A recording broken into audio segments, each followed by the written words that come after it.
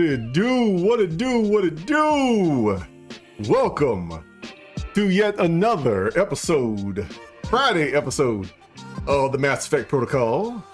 This is D. Tyrone Caliber, back on your dial once again. I'm glad that y'all are here. Sorry about it being a little bit late. I had a couple of things I had to do before stream started, so had to make sure the intro was ready to go, stuff with the files and blah blah blah blah, and a few other things.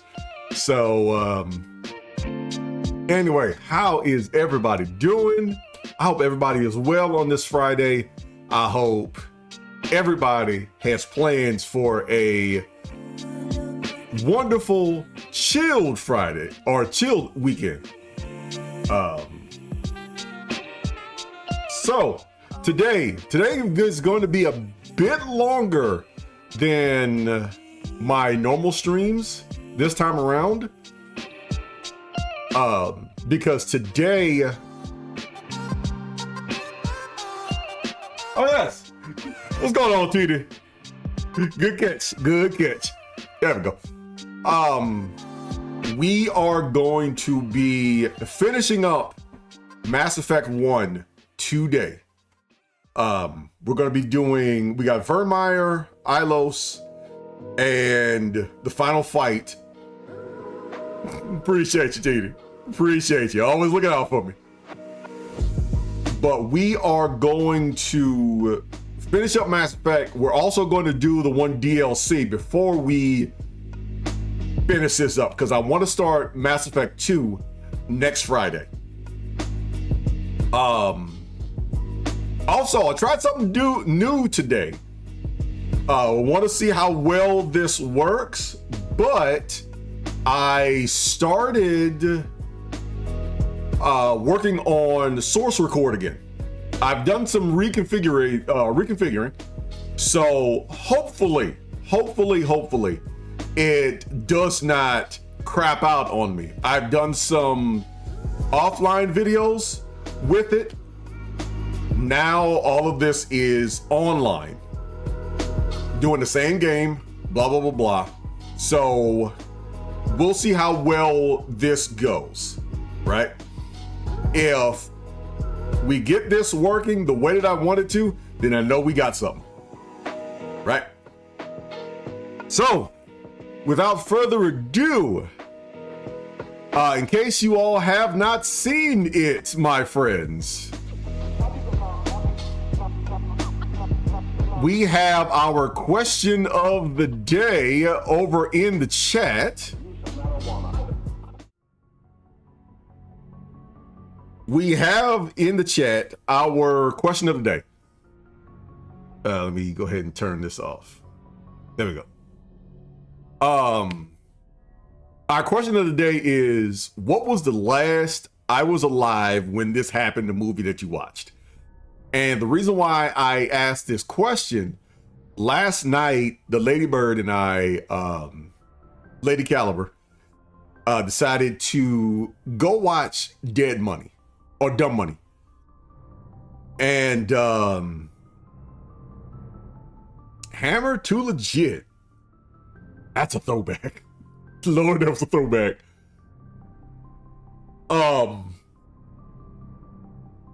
But yeah, we went to go watch. We went to go watch it, and it was interesting because if you don't know what Dumb Money is about, what kind of money is dumb money if it spends is smart enough for me?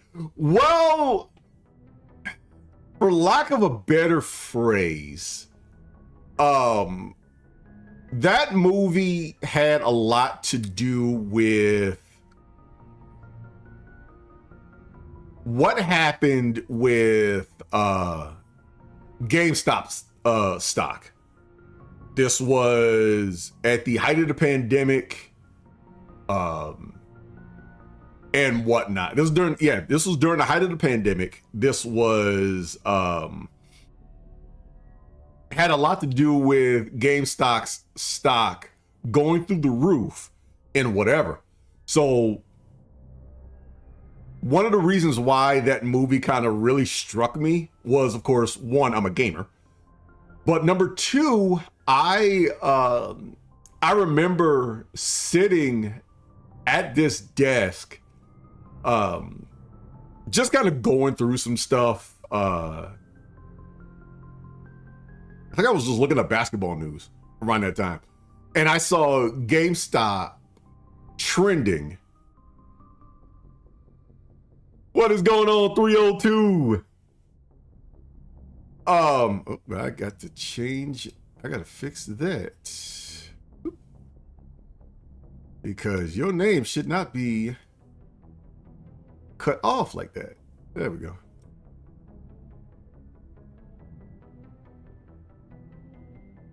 There we go.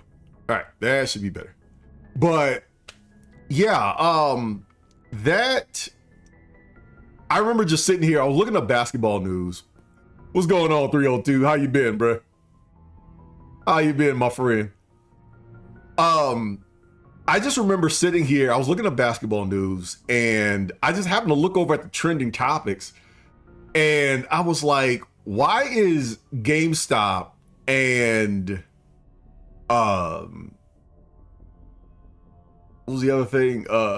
Robinhood trending?"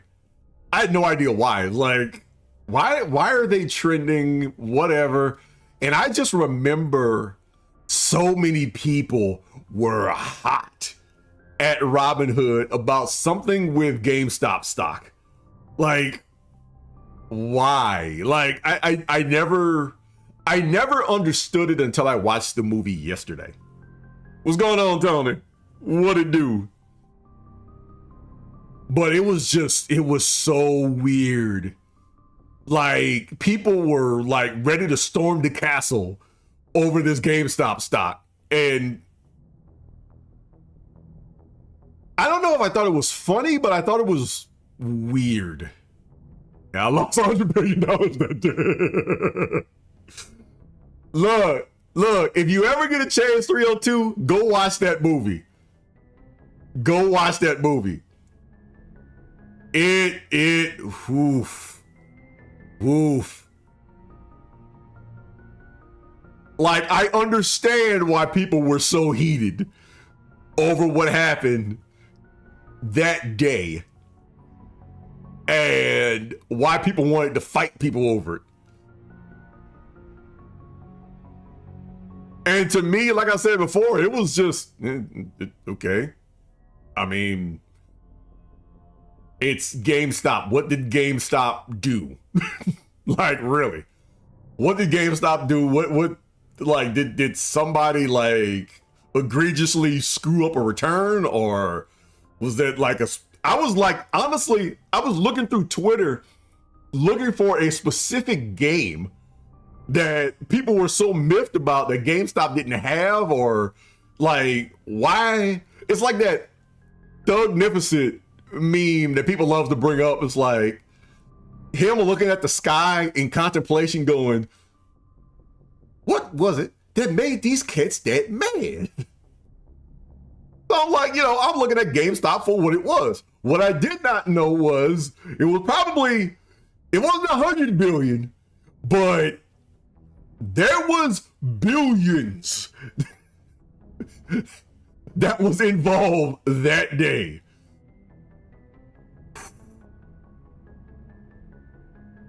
Look, I know Saw X is out and all these other different things, but I'm telling you right now, watching that movie, that was probably the scariest movie I have watched in years. That was a horror movie. A financial horror movie. Major investment firms sold over 100% of outstanding GameShare stock in short contracts. Robinhood hadn't stopped retail investors, they would have been on the hook for literal billions more. Exactly. Like, I didn't know at the time. I did not know. I didn't know what the whole game was. I didn't know what the game for GameStop was.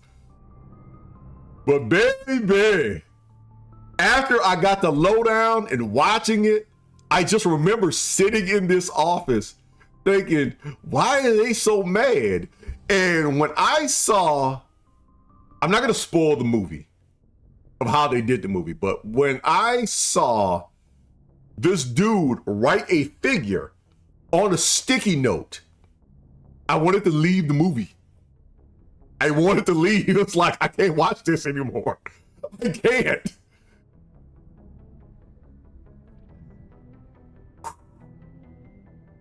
Woo!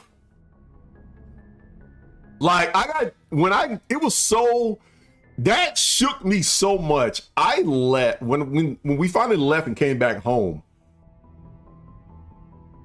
I normally go home, like when I'm out doing something for a bit of amount of time or whatever, I'll normally go home, change clothes, and then go out for a walk. I didn't change clothes.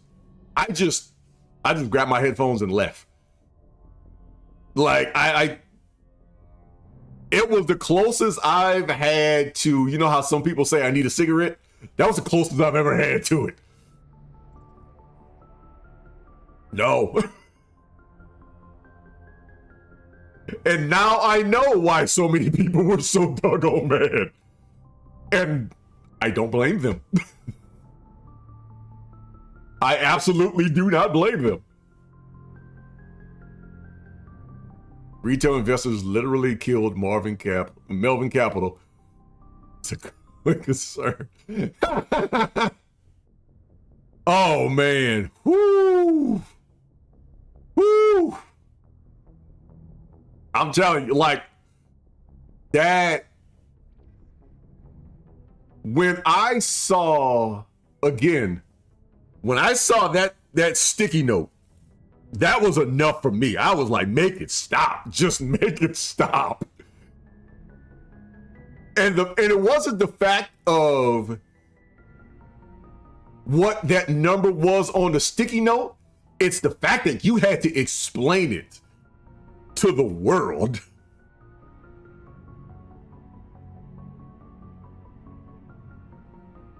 So I'm not going to spoil it, but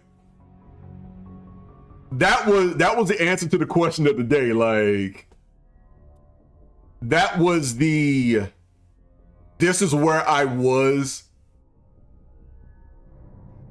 as they were talking about this movie.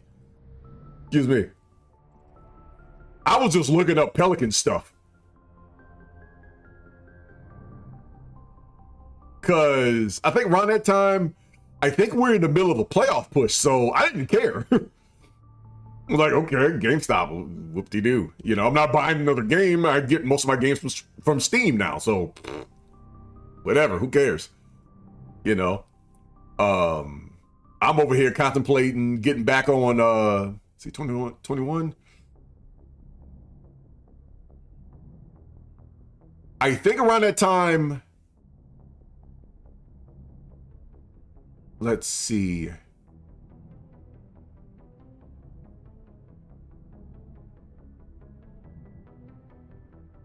I'm having a brain fart. Endwalker came out in 21 or 22? It's 21, I think.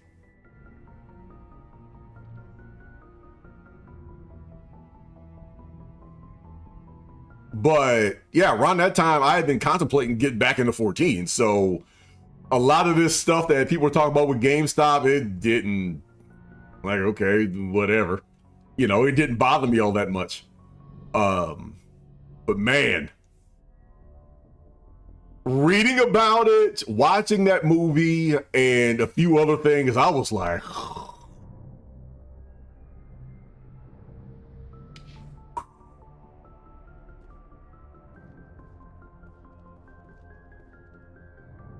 that was terrifying.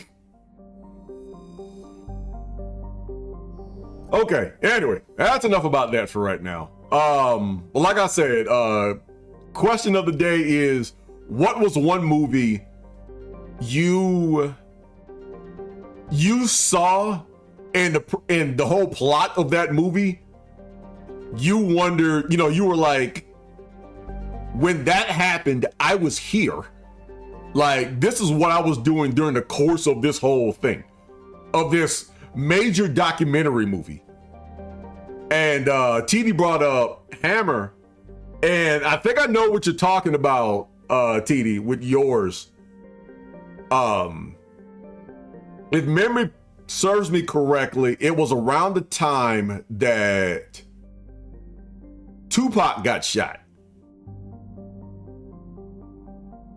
I don't remember where I was when it happened, but I remember this.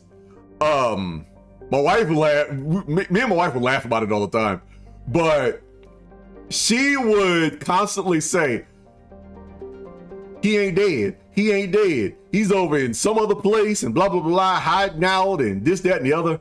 And it wasn't until she watched the Too Legit movie, she said, she just walked up to me and she's like, "I think he's gone."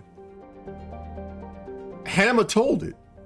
Hammer was there when it happened. He gone. And it was like a revelation 22 years later or something like that. And she was shook about it.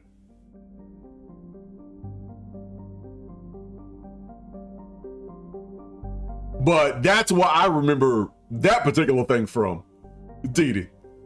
But the rest of y'all, put it in the comments. Like, what movie came out and you were like, "I was alive for that. I remember where it was. I saw it when it happened. I was doing this, that, and the other." So, last I checked, we had just got done hunting down Dr. Hart. What we're gonna do today is we're gonna finish up Mass Effect 1. I don't know how many people were there when I said it, but we're gonna finish up Mass Effect 1. We're gonna start with X-57, then head over to Virmire. And then we're gonna go ahead and knock out the rest of ME1 so we can start ME2 next week.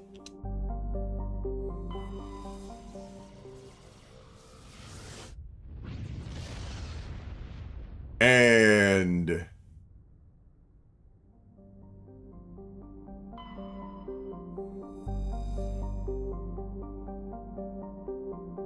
yeah, we're gonna go ahead and start ME2 next week. And of course, tomorrow we're doing another stab at the speed run, trying to get that time down to 2:10. We have the rule in place, since I am confident enough in what I'm doing, that if I do not surpass my PR, I have to drink the speed run concoction at the end of the stream. So either the time gets cleared or my sinuses.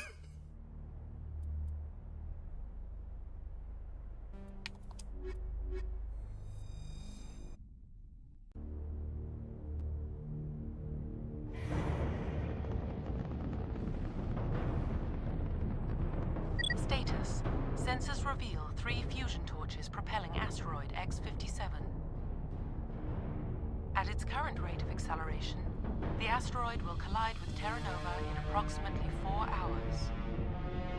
Analysis. Torches must be disabled to cease the acceleration. Hello. I heard your transmission. Can you hear me? You haven't found me yet, but I can't talk long. Shut down the fusion torches. I'm going to die. God, I hope you're hearing this.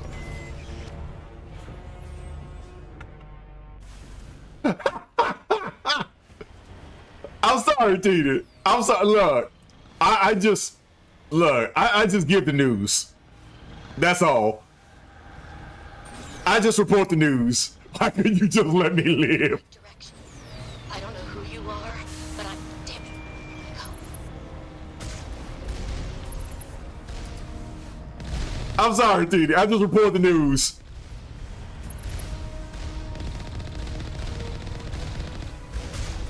Move in the pocket, move in the pocket, move in the pocket. Weave, weave. Okay, that one's down, and moving on.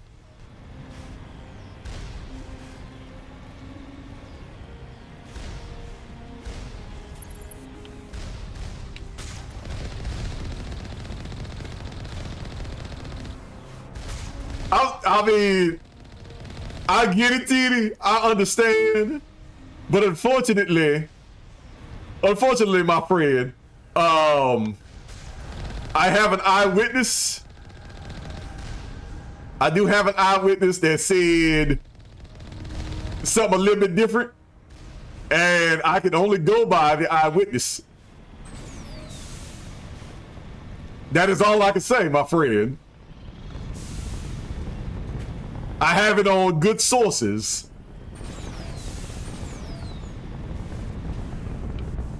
I'm missing something. Okay, let me head up here and check this out. Is this the... But other than that, everybody, how is everybody doing? How's everybody doing this weekend? This has been a productive week. One of the things I want to apologize for is I did not get a proper thumbnail.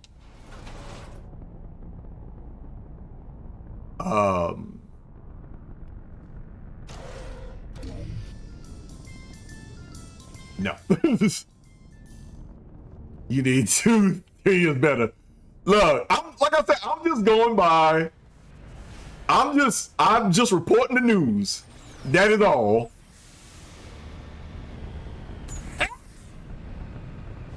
There we go. But I can just only go by what I was told. But yeah, this has been a productive, this was a definitely productive week for me. I do want to apologize. I did not get a proper thumbnail out today. I will have one out for the speedrun one for tomorrow.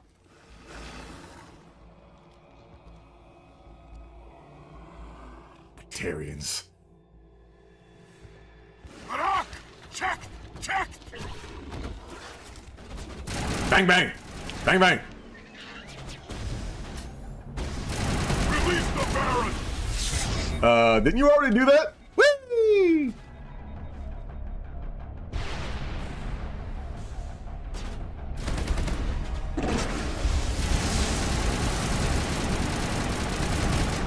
Yeah. Dang it. Get these mutts off of me.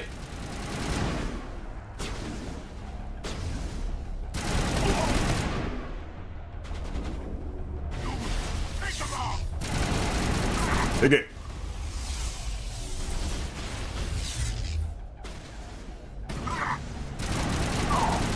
There we go. That's one down. Negative contact. But yeah, this has been a very productive week for me, but it didn't give me a ton of time to work on the stream stuff or the video stuff.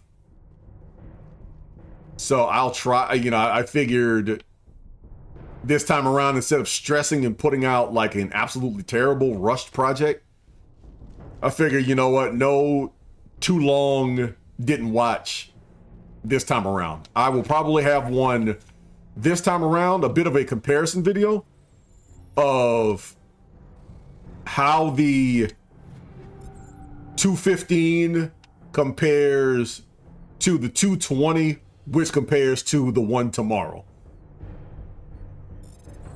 So that's going to be kind of the plan. Also, I'm reading that the torch is offline. Was that you? Can you hear me? I hear you. What's going on? Who are you? My name's Kate Bowman. I'm an engineer. I was part of the team assigned to bring this asteroid to Terra Nova.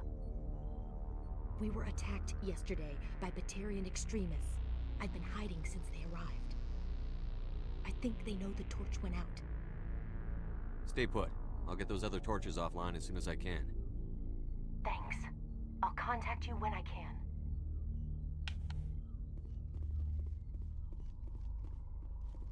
Okay. But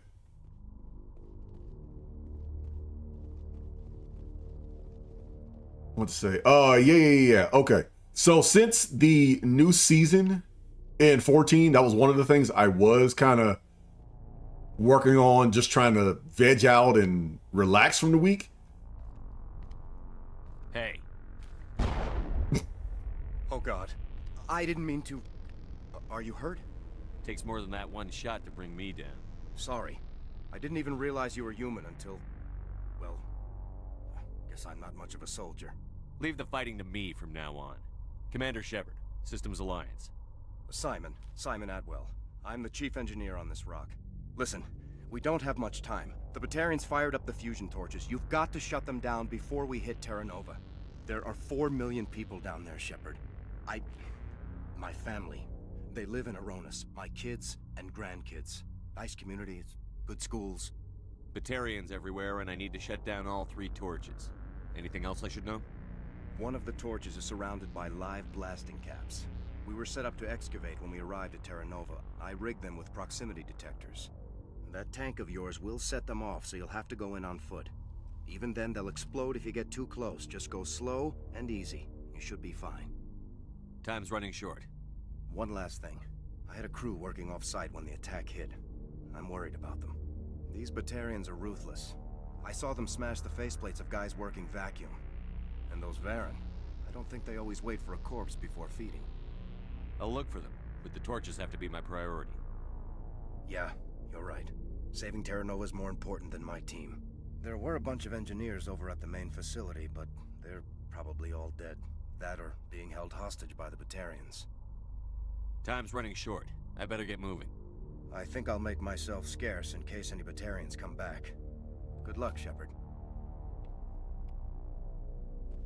But yeah, during my time of excuse me, during my time of trying to get some kind of break from the pace of the week, I did start working on the PvP setup for some of the PvP rewards in FF14. And I'm gonna be honest, it is kind of nice with the new rewards and stuff like that. One, it's Getting all kinds of interference. Damn. Sorry. There's a lot of feedback. See if I can fix it. Meantime, just keep doing... it is kind of nice to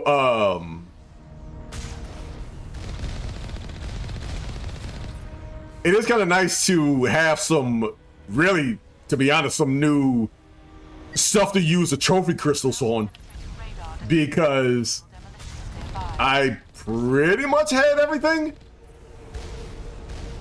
for the trophy crystal stuff, at least that I wanted. It needed something new.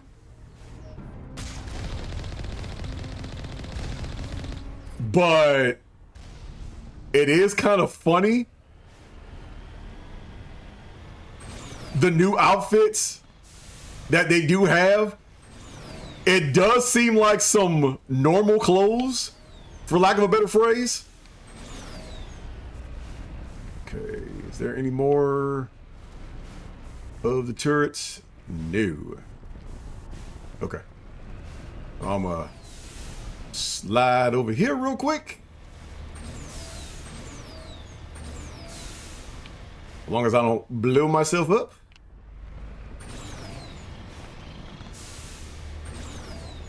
And right here, straight line. Now, if y'all were here during the time I did this on Twitch, let's just say I learned my lesson. Weave.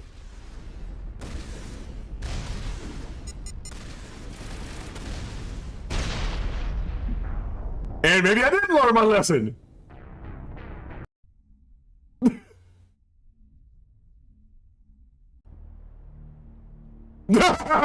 Yes, yes, I learned my lesson. I was only experimenting. I only wanted to see what would happen.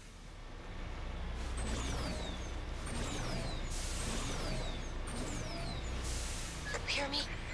Getting all kinds of interference. Sorry. There's a lot of feedback. See if I can fix it. Meantime, just keep doing.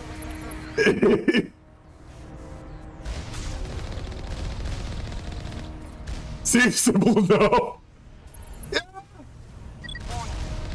Ground penetrating radar detects anti. Yeah, you know. Yeah, it's pretty logical.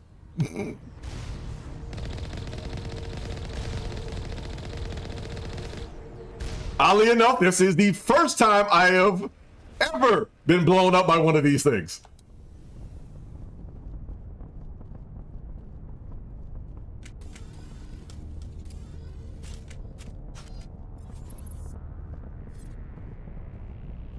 Okay.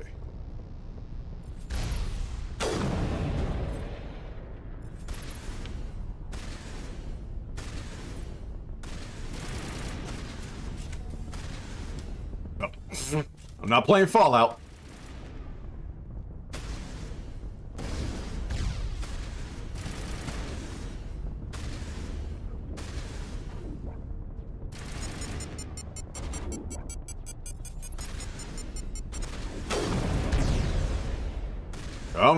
Come on, poke your head back out.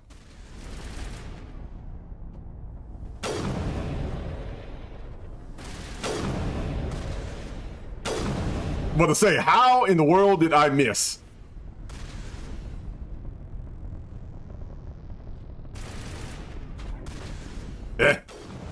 Controller sensitivity. Okay. Let's see. Talent and dedication. Thank you. Thank you. Appreciate it. Okay, what shot me?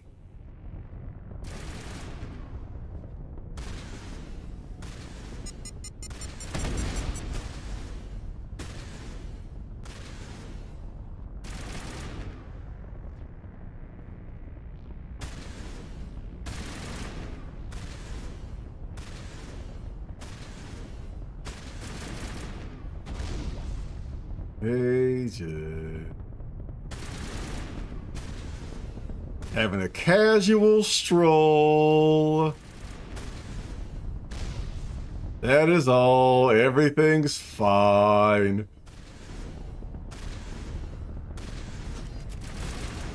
And now I murk you. Take it. The bullcrap will never happen again.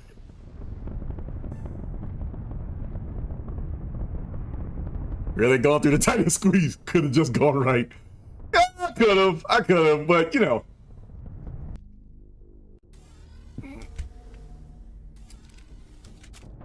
Like from where you started going slow. Yeah, I could have, but you know me. You know me. I never do things the easy way.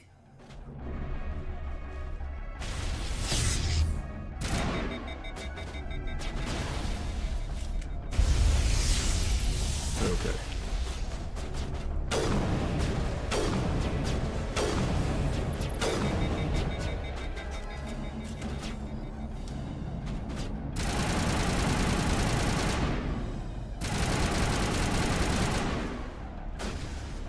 I have to work on my controller sensitivity.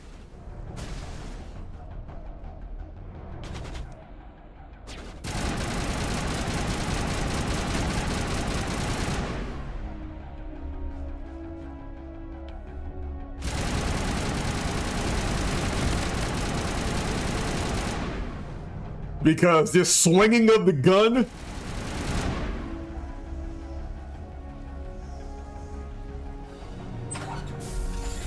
This swinging of the gun could get a little old.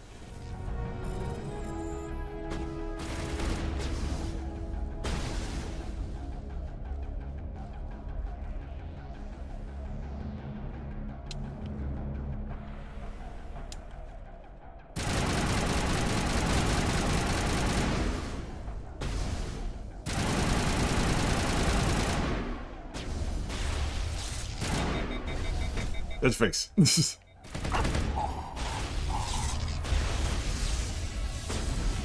There you are.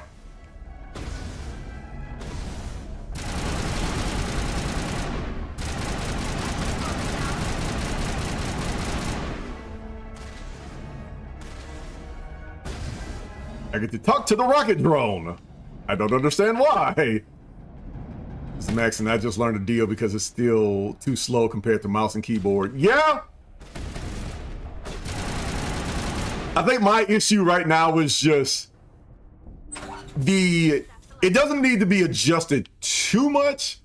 It's just enough to where it's a bit annoying that when I want to make like small adjustments, it goes a little wide. You really pissed them off. Their leader's setting charges everywhere. I think he's going to blow this whole facility. Get away from there!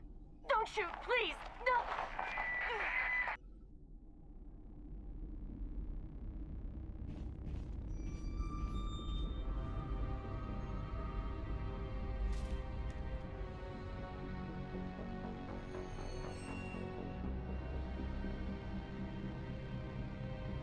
Who's shutting down the torches? I won't ask you again. Yeah.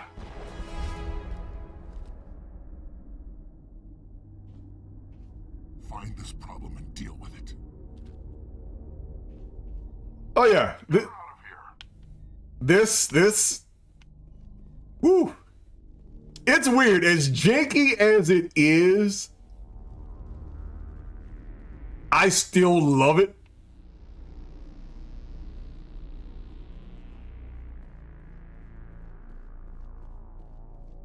And there are a lot of issues with this game.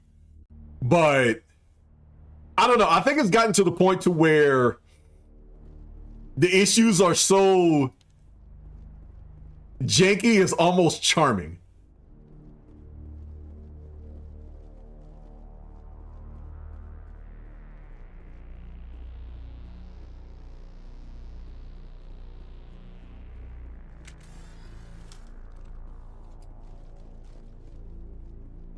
I think I wound up switching the keyboard and mouse for ME1.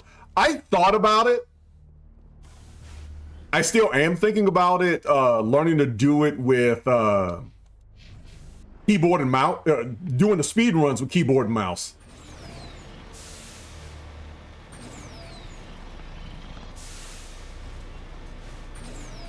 For more pinpoint targeting. But I don't know yet. Because I'm decent enough with keyboard and mouse, and the fact that I can switch weapons easier.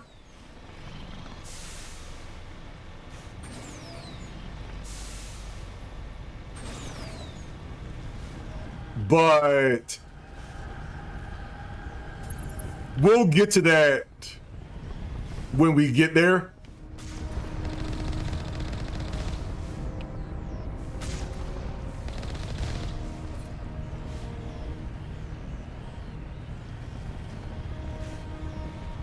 Yes.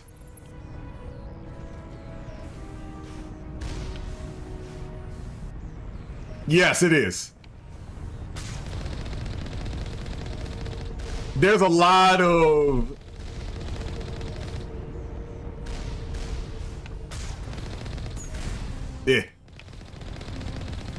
there is a lot of issues that need to be fixed before I even worry about, oh, I just learned a whole new controller scheme.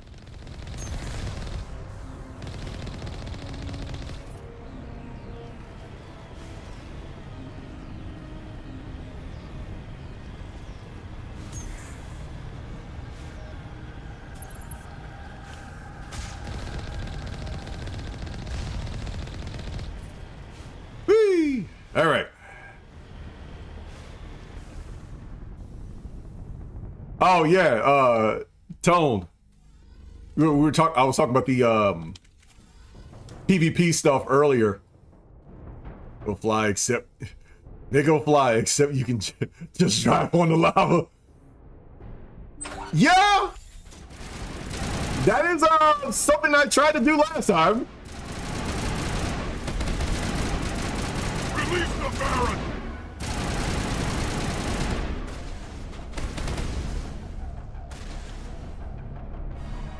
Here it comes. Get your dog out of here. Go away. I don't have your kibble. All I got is this bullet. All I got is bullet. Bullet.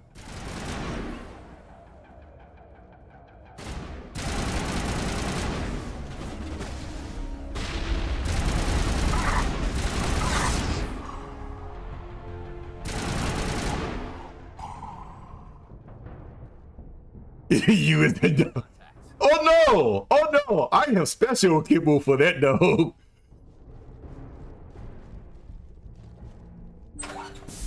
It is cut up in nice, even proportions.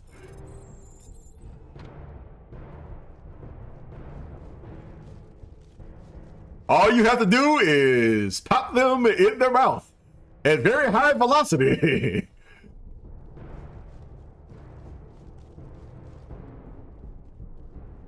Only the best for Varen.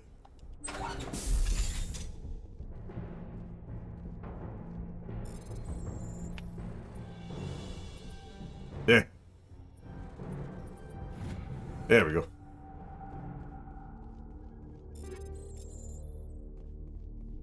Yes, only the best for Varen.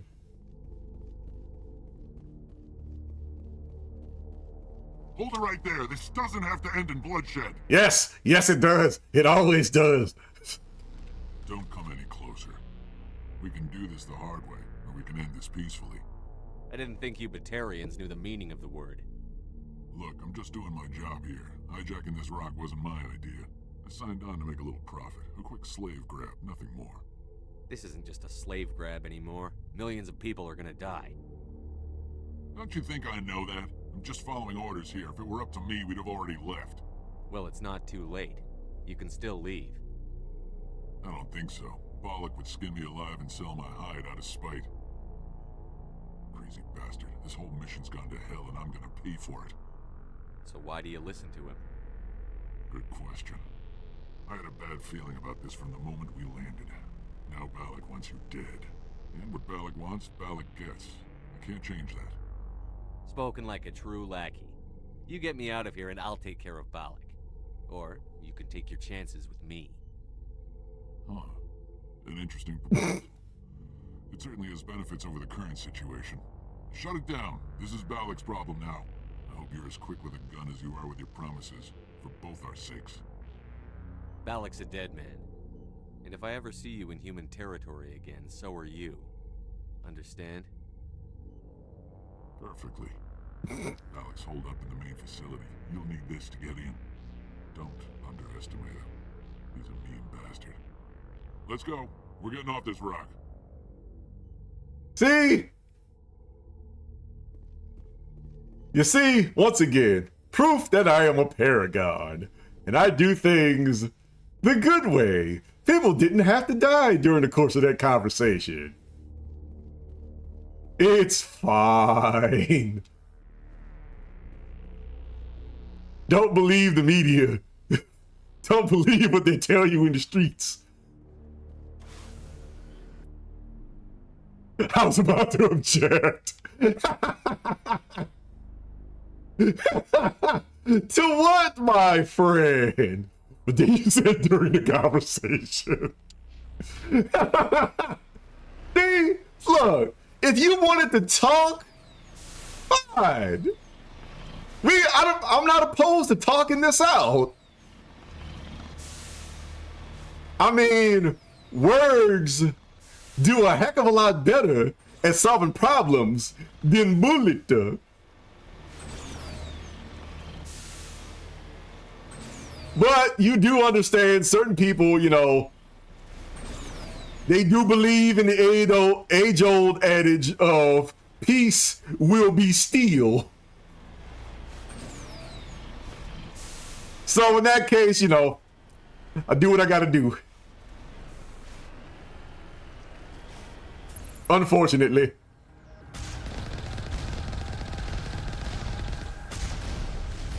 You know, I do give the people what they want. And sometimes what the people want is the smoke.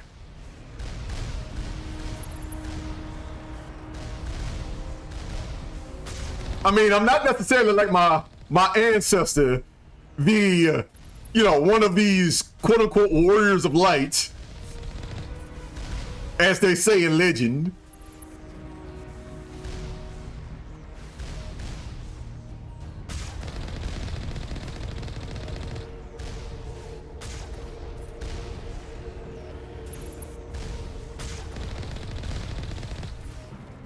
You a thug's accomplice. Now, hey, hold on. There's a quest, and I'm gonna have like a series of videos of like all of the major side quests in this game. But there is one. You want to talk about the thug's accomplice? Look here. We are literally dealing with some mob mentality. And the worst thing about it is the person who gives you the quest is not bashful about it.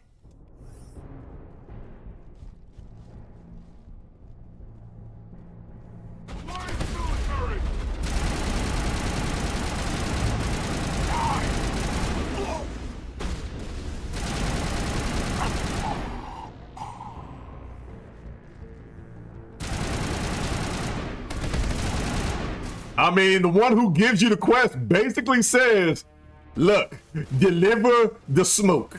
That is all. There is no pretense of I'm doing this for whatever reason.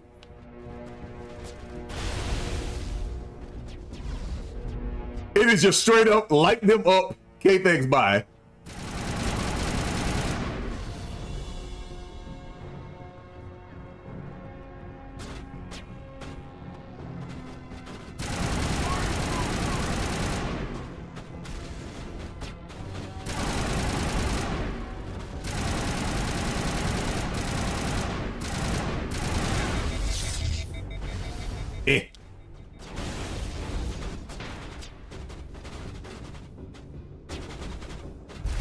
You know what? Fine. I'll do this the old-fashioned way.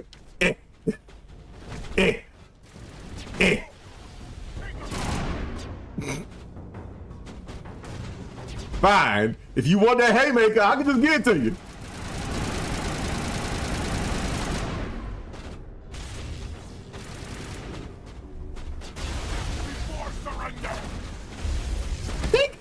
Take it.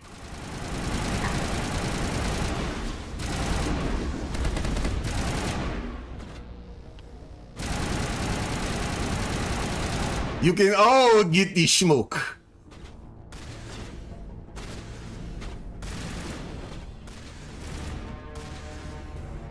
There he is. Take him out, Commander. Needs more shooting from the hip.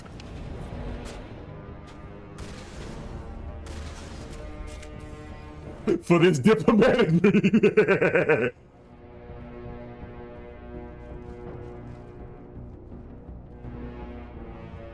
Let me show you how we do it back in the colonies. Take that. Take that. Clear.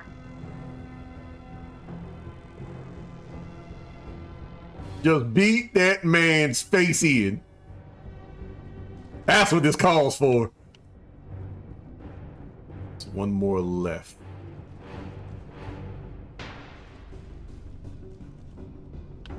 Die, human. What do you do, baby? Oh, wow. Humans. 2 hits, huh? You're almost more trouble than you're worth. I wonder if you can actually do some version of a melee build going through ME1.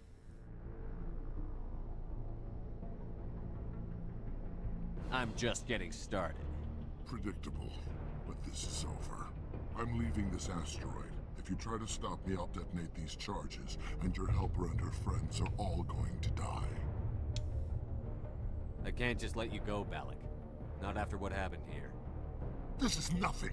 You humans have done far worse to the Batarians.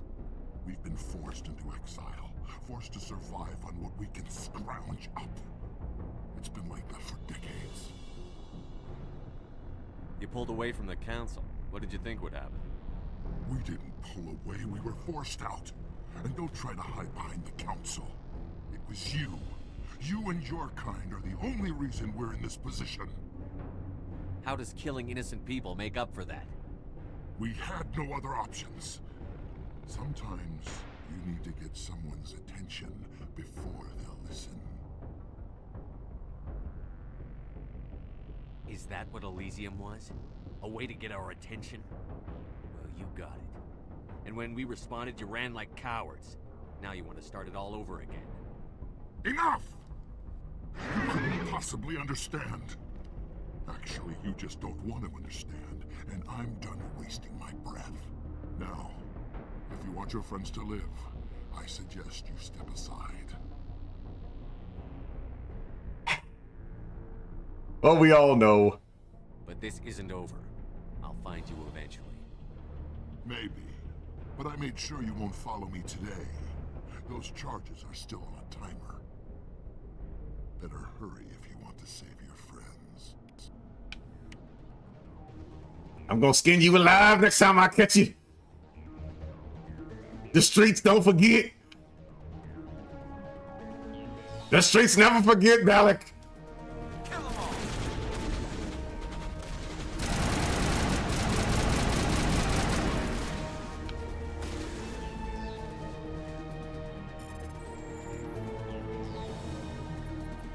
But yeah, I was going through like a lot of these side quests for this game.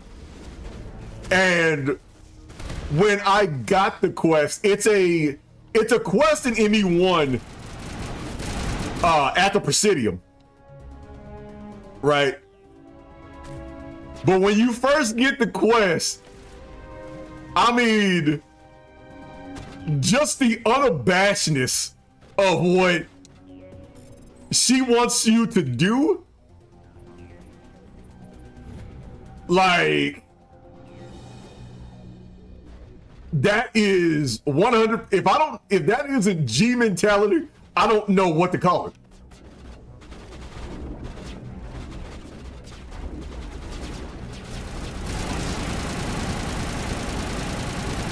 Come on, come on.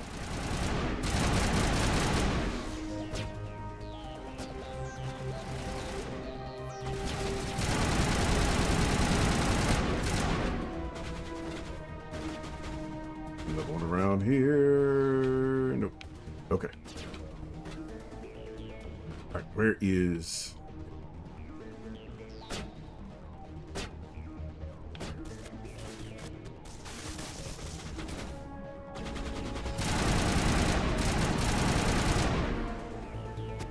Come here.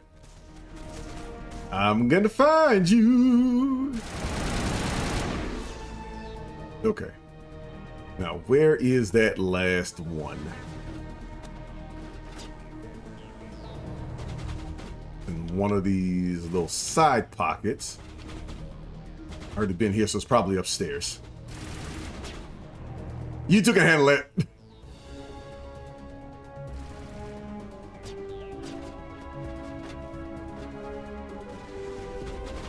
Oh boy, I'm not getting blown up again.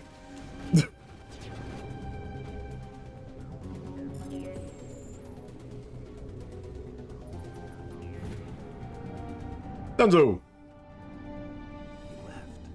He left. Is that all right? Letting him go was better than the alternative. I thought you were going to stay someplace safe. There might have been something I could have done to help. I thought I should be here. I know this asteroid better than anyone. You did it. Another hour and our course would have been irreversible. I ran the numbers, Shepard. X-57 would have struck near the capital city, the most densely populated region. But that's not going to happen, thanks to you. Is Katie in here? Is she all right? Is her team? Balak was holding them hostage. I let him go to save them. Let a terrorist go or sacrifice innocent lives. I'm glad that's not a choice I had to make. Is that... Will you get in trouble for that? I mean, he could do the same thing somewhere else, couldn't he? Yeah, he could. Balak seemed like a practical man. Practical but callous. I'm sure if he'd been in my place, Ms. Bowman would be dead now, along with all the terrorists. But I'm not going to sacrifice people who happen to be between me and my target. So what happens now? The bad guys get away? Have you ever hunted, Simon? Actually stalked an animal in the wilderness? Can't say as I have. Hunting an animal requires patience and discipline. I'll wait for this Batarian animal to pop his head up again, and then I'll come down on him like the wrath of God. Well, I wouldn't want you after me. Shepard, thank you for my grandchildren's lives. I don't think I'll stick around, though. Not with the team gone. Too many ghosts. It's time for me to get back and spend some time with my family. Before I go, I'd like to offer you something. Maybe you'll have more use for it than I will. As lead engineer, I get some quality items.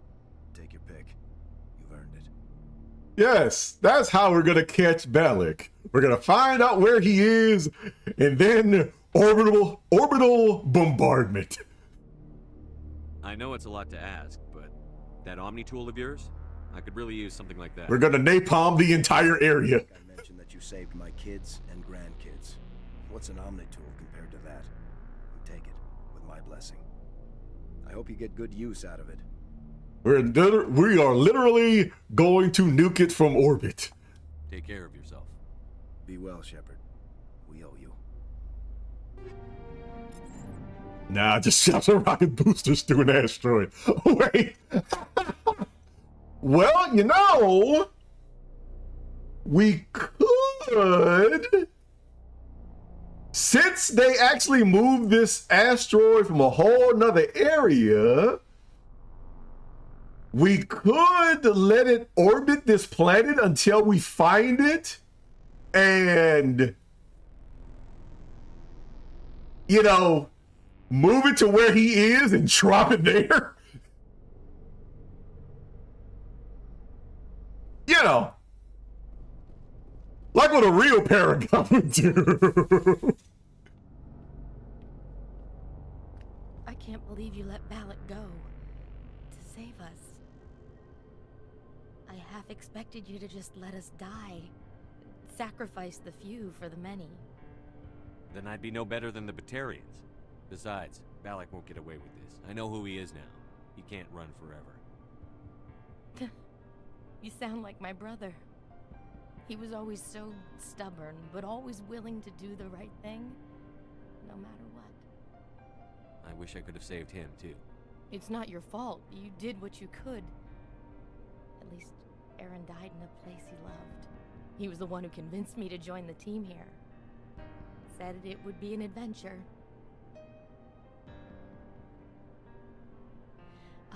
I don't mean to sound ungrateful, but I should see to Aaron.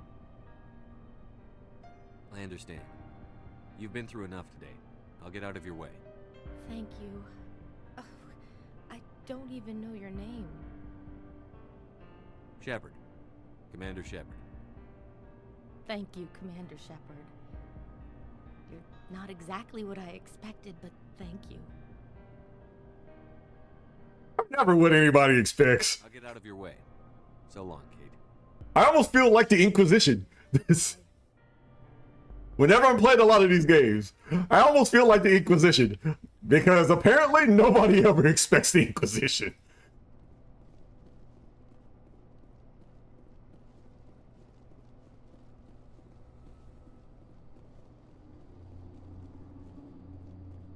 All right. So, time to learn Spanish.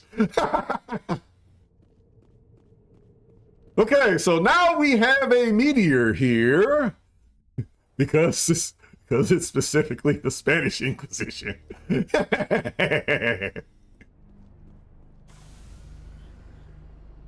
Well, yes, now apparently.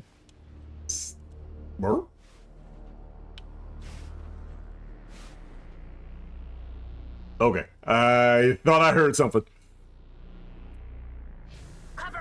Oh, nope, nope, wrong button. But since we now have the meteor spell in our back pocket, we can find Balak and cast Meteor on the planet. Orbital bombardment. The only way to go.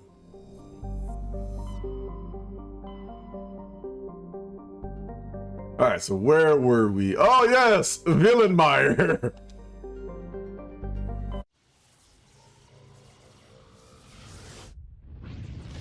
There are sure ways. Like what, my friend?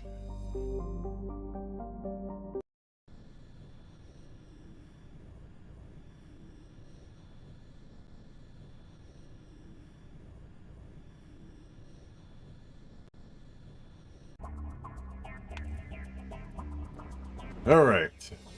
So, Rexy and Tali.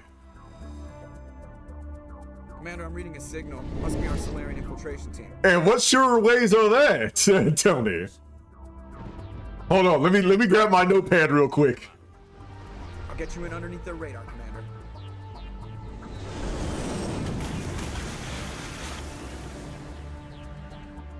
You've got a clean drop, Commander. Stay out of range and continue evasive maneuvers until I bring those AA towers down. I know the drill. Meet you at the camp once those towers are offline. Joke around. All right, everybody's favorite place, good old Villianmire. No spoilers. Oh, no, I'm only talking about this game.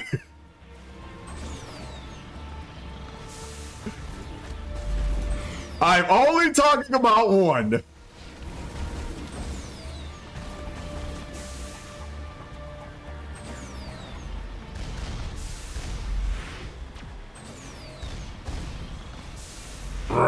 Truck stick!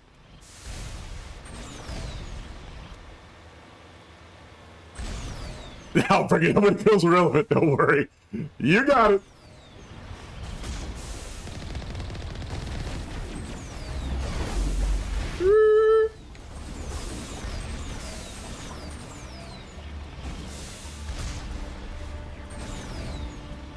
Appreciate you.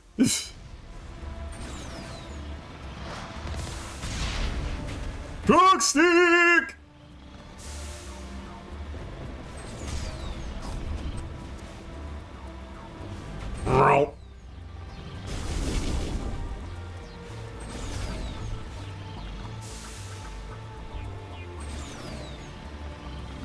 Okay, there we go. There's the artillery, Shepard.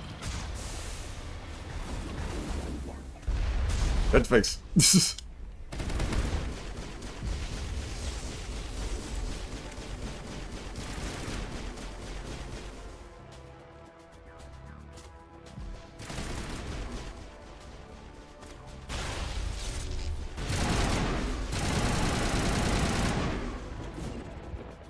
That's fixed.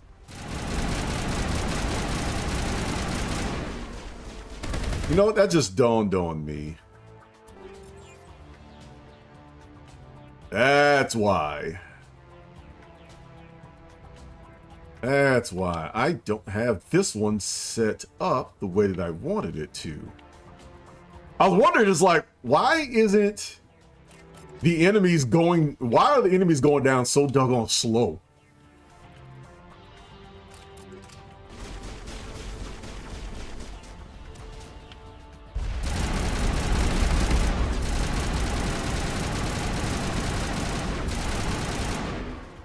Because that's right, this isn't my normal setup. I'm reading that the grid is down, Commander. On approach to the Solarian base now. Out. Ready to go, Shepard. Yeah, for some odd reason, I did not have my shredder rounds.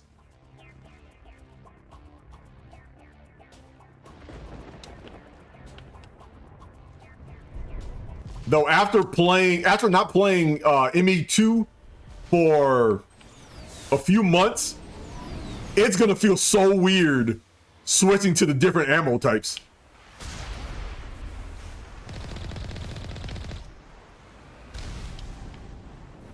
It's gonna feel so weird.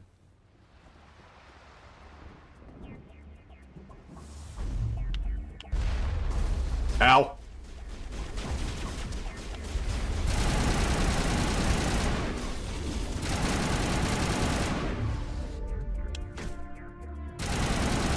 Let's fix.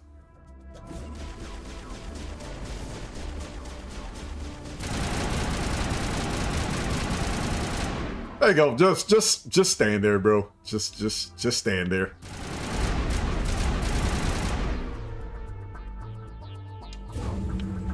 That's it. Which reminds me, Tony, I think I won't exactly say I've cracked the code on the Thorian Creeper part of Pharaohs, but I did realize that those Thorian grenades are a lot more useful in that part than I gave it credit for.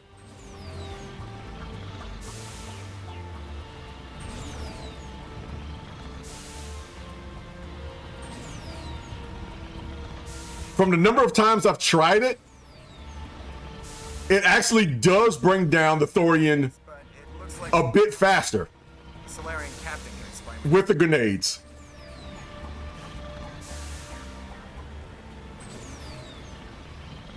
So using shredder ammo and Thorian grenades in tandem works pretty well for that part. So what are we supposed to do now? Stay put until we can come up with a plan. Are you in charge here? What's the situation? I'm Captain Kirahi, 3rd Infiltration Regiment STG. You and your crew have just landed in the middle of a hot zone. Every AA gun within 10 miles has been alerted to your presence. What are we supposed to do in the meantime? We stay put until the Council sends the reinforcements we requested. We are the reinforcements. What? You're all they sent? I told the Council to send a fleet. We couldn't understand your transmission. They sent me to investigate. That is a repetition of our task.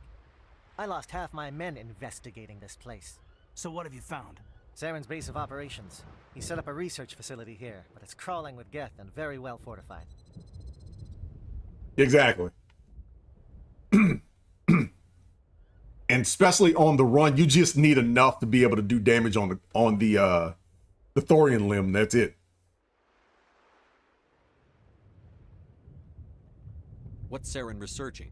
He's using the facility to breed an army of Krogan. How is that possible? Apparently, Saren has discovered a cure for the genophage. What's so important about curing this genophage? It was the solution to the Krogan problem.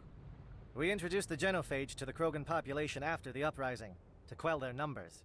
Without it, the Krogan will quickly overrun the galaxy. And these Krogan follow Saren. The Geth are bad enough, but a Krogan army? He'd be almost unstoppable. Exactly my thoughts. We must ensure that this facility and its secrets are destroyed. Destroyed? I don't think so. Our people are dying.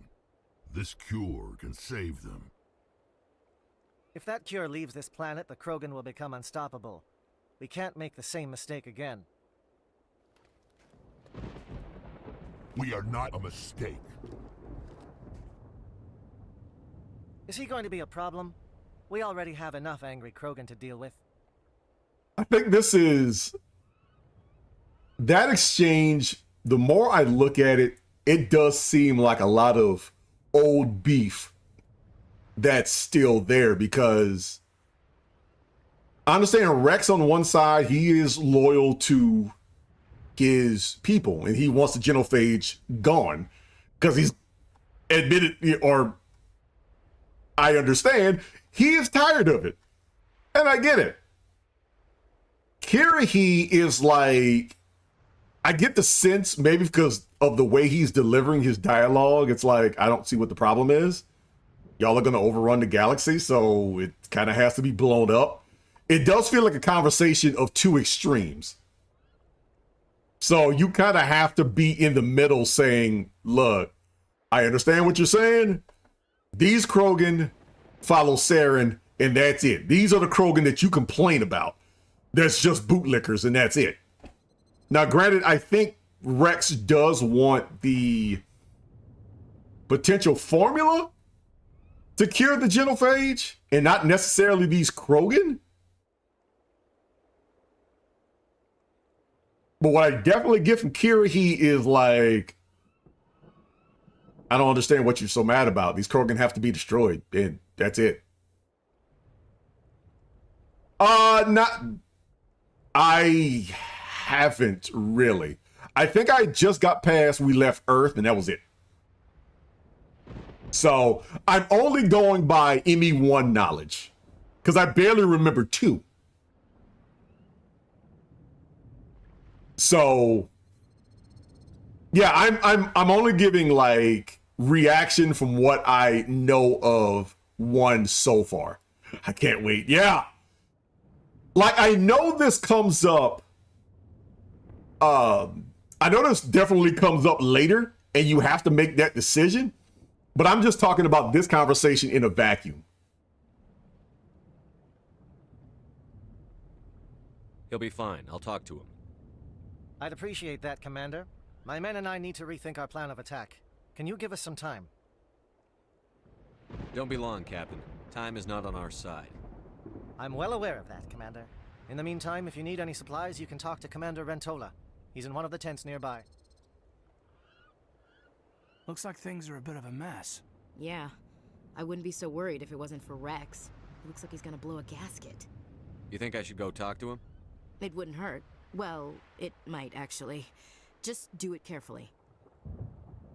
I'll be careful, but be ready, just in case. I'm always ready.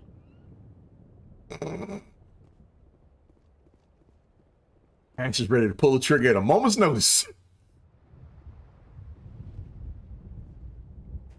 What's up, Unc? Isn't right, Shepard. If there's a cure for the genophage, we can't destroy it. I understand you're upset, but we both know Saren's the enemy here. He's the one you should be angry with. Really? Saren created a cure for my people. You want to destroy it. Help me out here, Shepard. The lines between friend and foe are getting a little blurry from where I stand. This isn't a cure, it's a weapon. And if Saren is allowed to use it, you won't be around to reap the benefits. None of us will. That's a chance we should be willing to take. This is the fate of my entire people we're talking about. If you can't give me a better reason than this to destroy the hopes of my people, then I'm done with you. I can't let you jeopardize the mission. So that's it. All this time, and that's all I get from you. How can you not see what this means to the Krogan? This base can't be destroyed. I won't allow it. Saren doesn't care about these Krogan. They're tools, puppets. He'll destroy them as soon as they're no longer useful to him. Is that what you want for your people? No, we were tools for the Council once. To thank us for wiping out the Rachni, they neutered us all. I doubt Saren will be as generous. All right, Shepard. You've made your point. I don't like this, but I trust you enough to follow your lead. Just one thing. When we find Saren, I want his head. You got it, Bubba.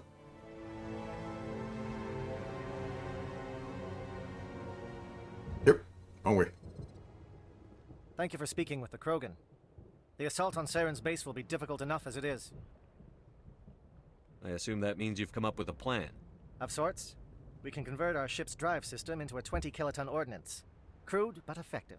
Nice. Drop that nuke from orbit, and Saren can kiss his Turian ass goodbye.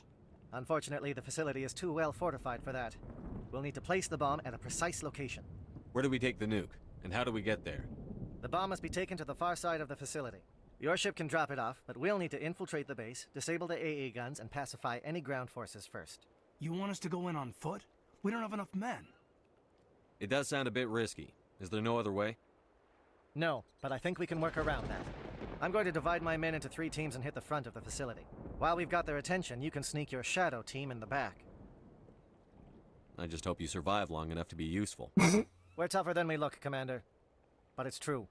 I don't expect many of us will make it out alive. And that makes what I'm going to ask even more difficult. I need one of your men to accompany me, to help coordinate the teams. You expect me to commit one of my people to your command?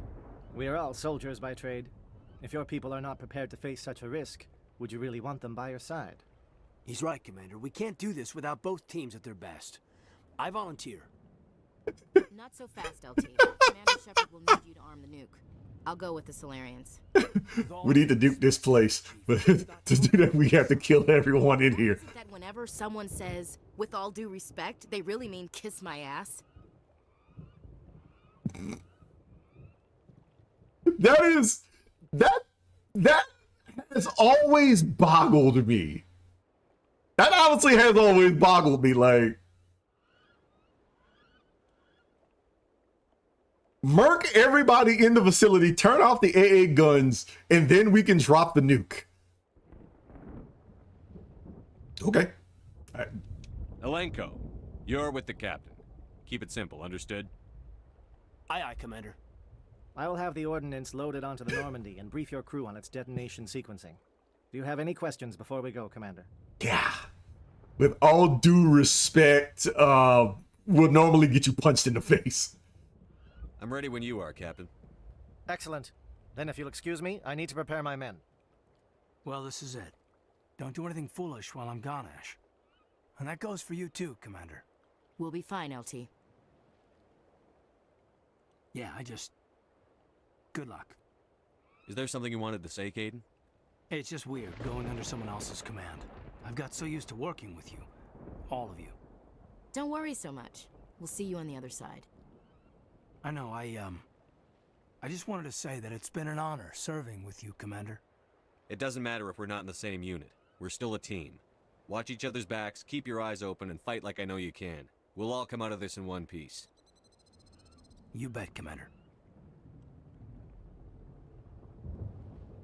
You all know the mission and what is at stake. I have come to trust each of you with my life, but I have also heard murmurs of discontent. I share your concerns. We are trained for espionage. We would be legends, but the records are sealed. Glorying in battle is not our way. Think of our heroes. The silent step who defeated a nation with a single shot. Or the ever-alert who kept armies at bay with hidden facts. These giants do not seem to give us solace here, but they are not all that we are. Before the network, there was the fleet. Before diplomacy, there were soldiers. Our influence stopped the Rachni, but before that, we held the line. Our influence stopped the Krogan, but before that, we held the line. Our influence will stop Saren. In the battle today, we will hold the line. Good luck, Commander. I hope we will meet again.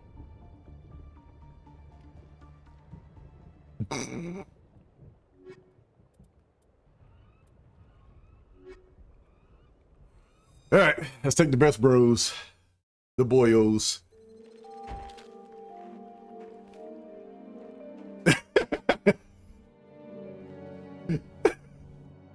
Comm check. Do you read me, Commander? It's more of a meme in my head now at this point. Loud and clear. Good. We'll start our push. We'll try to make it to the AA guns, but it might be up to you to finish the job. And Commander, if you see any way to undermine their defenses, we could definitely use... Shadow is on the ground. Repeat, Shadow is on the ground. Lieutenant Elenko with AE Core Team. Manova, Echo Team. Boom. Time to get some attention.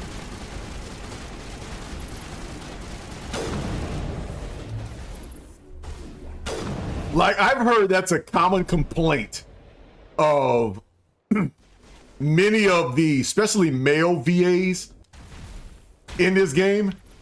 Fire is coordinated on Monovite team.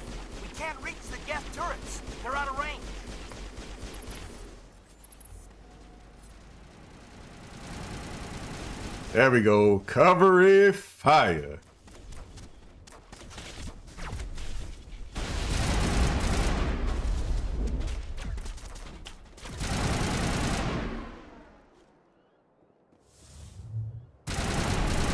Appreciate you. Appreciate you.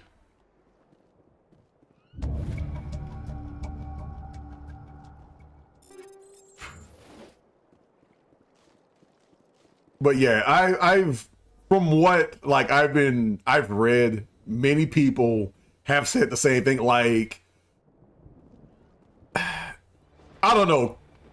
Kaden is probably the most egregious one so far that I've heard. Lieutenant Leggo, take the heat off Man of Eye. It's like I won't exactly say he mails it in, but he does sound like a very dry officer.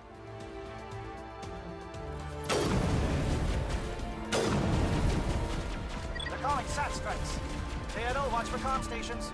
Alenko, can you see anything?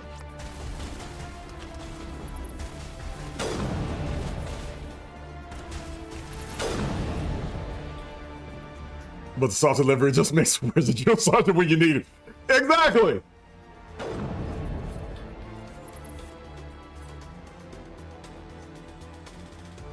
I mean, no, you don't have to cuss or anything. But like, this is a serious mission. And the best you can give me is, we will hold the line. The only person I can think of that can give that line is such a chill.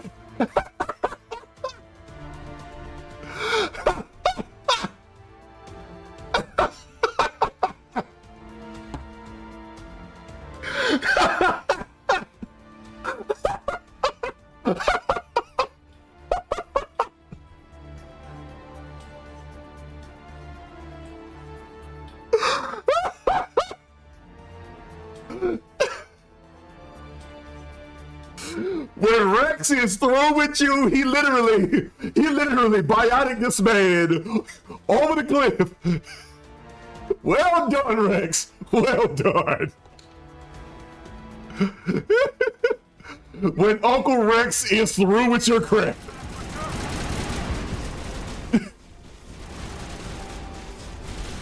I guess that whole talk of these ain't real Krogan. Okay, I'm missing something.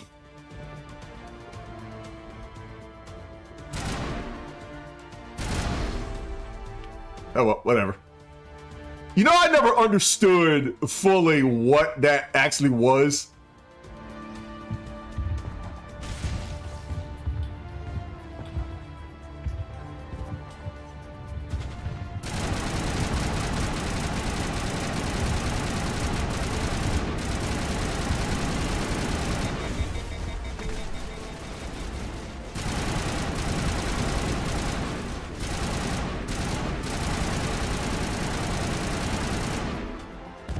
There we go. And I think I went the wrong way. I'm not supposed to go this way. That made me break my entire train of thought. Rex went full Royal Rumble.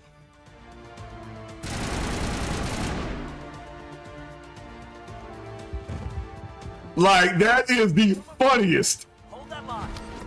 That is literally the funniest kill.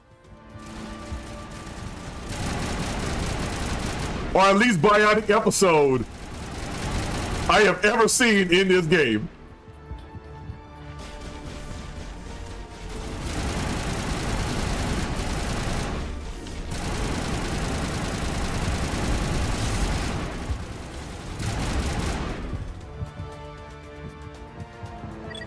Oh man. Shadow team must be getting close. But yeah, like I was saying though, like you don't have to, you ain't got to cuss or anything, but like you do get that feeling of there isn't that much of a sense of urgency. when he talks about the like the discontent between the people, between his soldiers and stuff. You should be able to cut the alarms from here. Might even be able to trigger alarms on the far side of the base. It'll clear out the guards for us, but they might be too much for the Salarian teams to handle. Just disable the alarms. We can handle any guards inside. But I do get that sense of the same discontent he's complaining about. He has.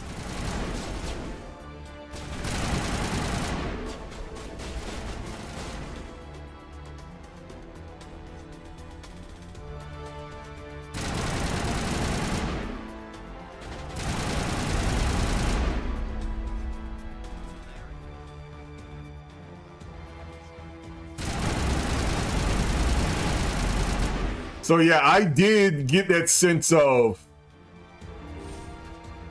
not necessarily, yeah, whatever, but it's like whatever, how do I put this? Whatever push he feels his people need to make, he can't bring it out of them. He just talks about, well, you know, we're STG. It's fine. And then turn around and basically says, look, y'all gonna have to carry this. That's all we got.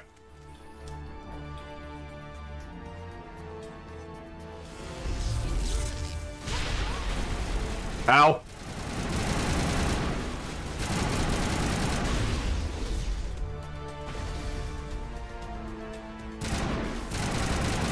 Out of the way, bucko.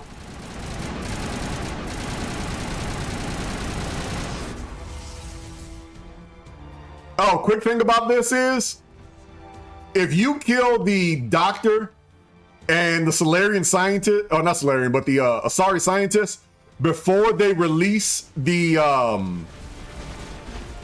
husk, then you can actually open the door early.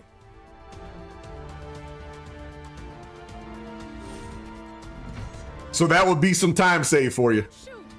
Please, I just want to get out of here before it's too late. Everyone in this place is trying to kill me. Do I look like a soldier? I'm a neurospecialist, and this job isn't worth dying over. You're even worse. You think the indoctrination only affects prisoners? Sooner or later, Saren will want to dissect my brain too. I thought this was a breeding facility. Not this level. We're studying Sovereign's effect on organic minds. At least that's what I assume. Saren kept us in the dark as much as possible. You helped him and you didn't even know why? I didn't have the option of negotiating. This position is a little more permanent than I had expected. But I can help you. This elevator behind me goes to Saren's private lab. I can get you in. See? Full access. All of Saren's private files. Are we good? Can I go? Chat? Is she free to go? Should I let her go? Or does she deserve the smoke?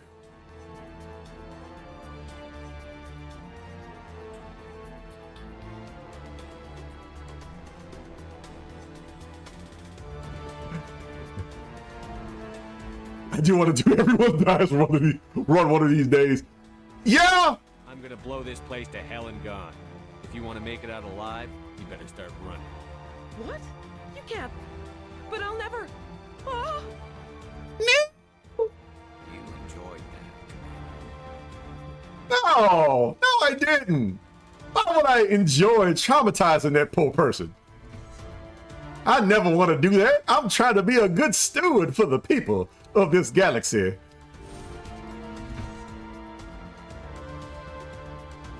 One day I'm actually gonna do that though. I'm gonna do a one where everybody gets to smoke and one where as least as possible people can get the smoke. Commander, look over here. It's another beacon. Not necessarily a pacifist run, but if the decision comes around, now you can live.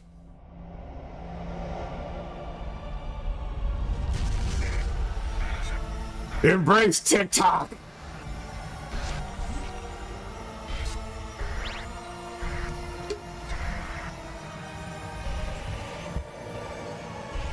I can smell the cosmos.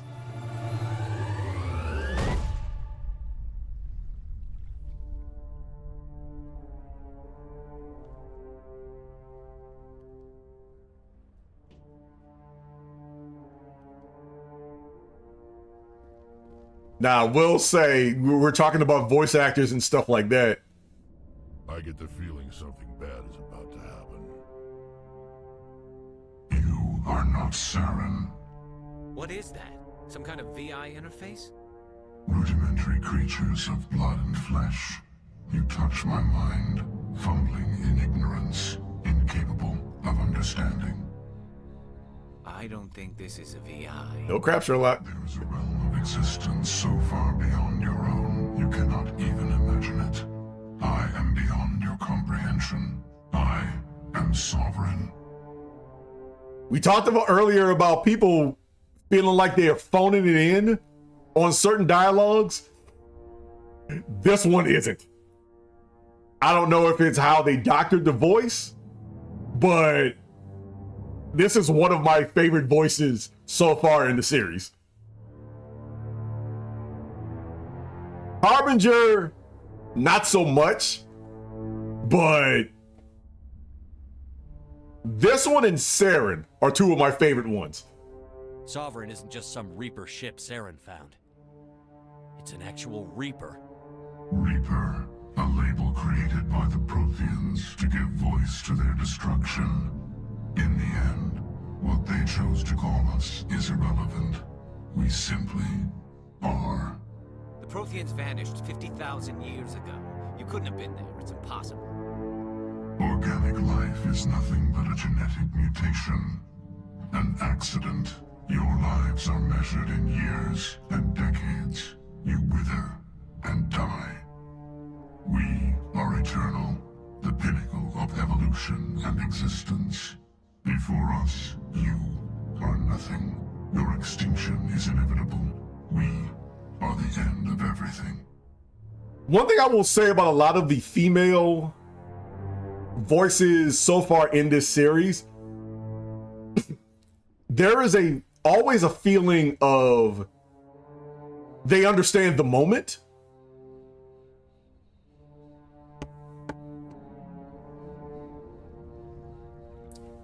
Like, there's always this feeling that they understand the moment. They understand that how serious this is. I can understand if the dudes are chill. Like, I can forgive Admiral Hackett. I'm sorry. Last I mentioned in years and decades. Yeah, that's true. Like, well, it depends on what Sovereign thinks is a decade. 1,400 years might be a decade and a half to him. And 100 may just be years. But yeah, the female one, a lot of the female voice actors, I do get a lot more of the sense of they understand the moment. Like, this has to get done and whatever.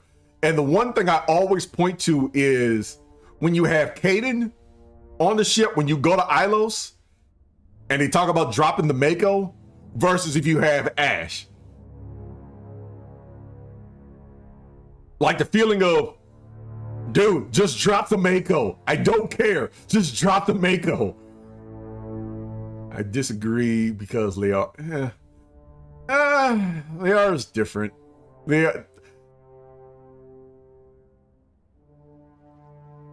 I don't know where to put Liara, to be honest with you. As a whole. There is an entire galaxy of races united and ready to face you. Confidence born of ignorance. The cycle cannot be broken. Cycle? What cycle? The pattern has repeated itself more times than you can fathom. Organic civilizations rise, evolve, advance, and at the apex of their glory, they are extinguished. The Protheans were not the first. They did not create the Citadel. They did not forge the mass relays. They merely found them. The legacy of my kind. Why would you construct the mass relays, then leave them for someone else to find? Your civilization is based on the technology of the mass relays. Our technology. By using it, your society develops along the paths we desire. We impose order on the chaos of organic evolution. You exist because we allow it, and you will end because we demand it. They're harvesting us. They're here to wipe us out. What do you want from us? Slaves? Resources? My kind transcends your very understanding. We are each a nation, independent, free of all weakness. You cannot even grasp the nature of our existence. Question for you, Tony. After playing through this, can you draw some version of a parallel between the Reapers of Mass Effect and the Ascians from 14? You're not even alive. Not really. You're just a machine. And machines can be broken. Your words are as empty as your future. I am the vanguard of your destruction. This exchange is over.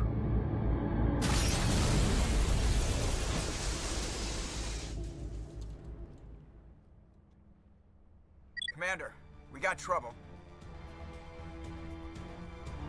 I put them there as more because of the bugaboo and the period of time that they've been on this quote-unquote mission. Not necessarily mysterious, evil, more powerful than you. Yeah.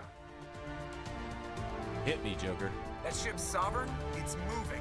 I don't know what you did down there, but that thing just pulled a turn that would shear any of our ships in half. It's coming your way, and it's coming hard. You need to wrap things up in there fast. This console's been disabled. Orders, Commander. Let's head to the breeding facility. Joker can pick us up after we set the nuke. Yeah, I know it's flimsy and it's not, you know, I know it's not very strong, but for some odd reason, maybe it's just the number of times I've actually played this area.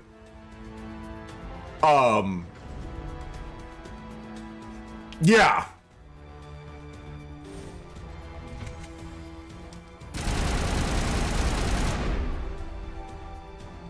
It's like, I look at them kind of like if the Ascians had no emotion with what they're doing.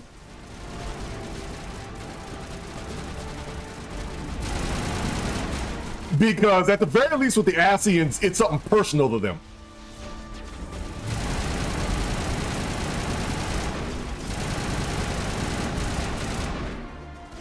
But the Reapers are kind of like, this is just what we do. That's it. Nothing more, nothing less. We don't necessarily care about your feelings.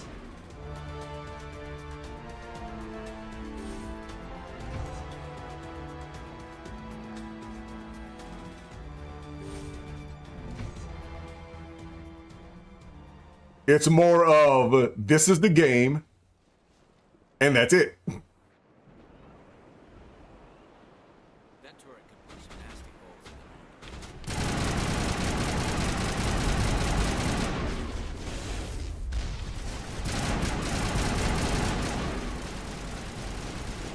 I think that's just the attitude I kind of get from them.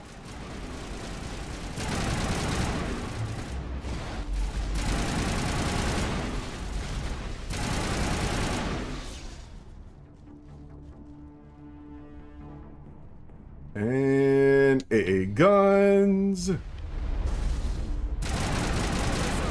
These idiots out of here.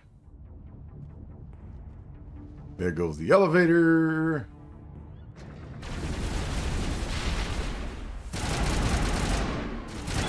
Appreciate you. We're beginning our assault on the other one. But yeah, that's kind of the feeling I just get from it. Though flimsy it may be.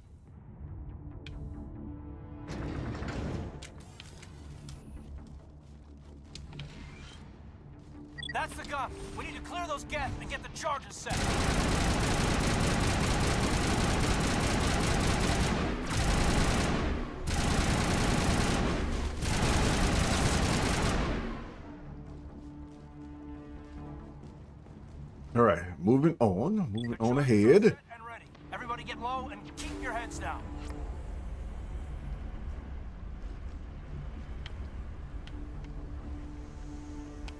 All right, so let's see. All right. Nice work. That's one less. Where is the gate we normally go to? Sight as I can.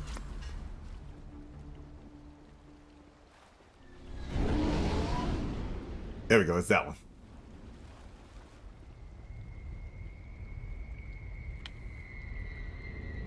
All right, into the spot where we need to be whenever we're done with this cutscene.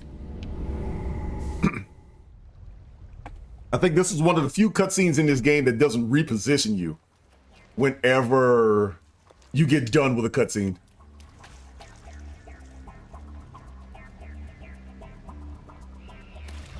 You know, the first time I did a speed run on this and seeing Ash move the nuke, it felt weird. Because every time I've done this, I've done it with Kaidan. Bomb is in position. We're all set here. Commander, do you read me? The nuke is almost ready, Lieutenant. Get to the rendezvous point. Negative, Commander. The Geth have us pinned down on the AA tower. We've taken heavy casualties. Captain Kirahi's dead. We'll never make the rendezvous point in time. Yes. Yes. Like, did they just find like 3 ship fusion cores to put in the asteroid? Get them out of there, Joker. Now. Negative. It's too hot. You can't risk it. We'll hold them off as long as we... It's okay, Commander. I need a couple of minutes to finish arming the nuke. Go get them and meet me back here. Which is also the other thing I just thought about. Since when does Ash or Kaidan get nuke arming training? You keep that nuke safe.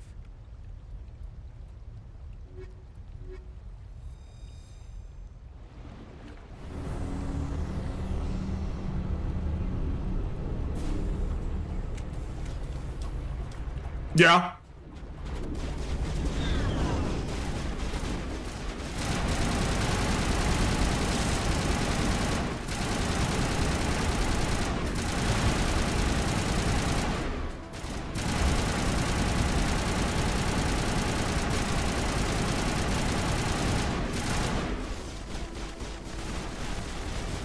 Dang Krogans.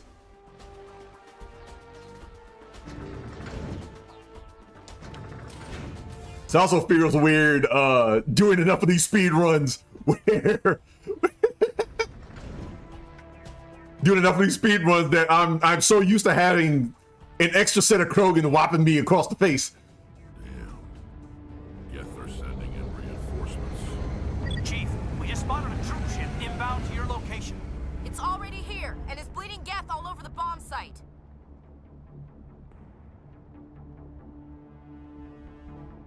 Also, Kirahi dies if you put Ashley on the nuke.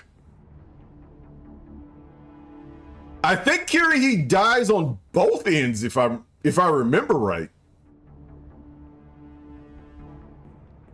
Hold on, Chief. I'm coming back to get you. Negative! It's too late for us! There's just too many of them! I'm activating the nuke! Because I don't remember him surviving even if Kaidan was arming the nuke. What are you doing, Chief? Making sure this bomb goes off, no matter what! It's done, Commander. Go get the lieutenant and get the hell out of here! Belay that. We can handle ourselves. Go back and get Williams. Williams, radio Joker and tell him to meet us at the bomb site. Yes, Commander, It's the right choice, and you know it, Ash. Stay alive. I'll be coming to get you too, Kaidan. I think we both know that's not gonna happen, Commander. Damn. I think we both know what the game is.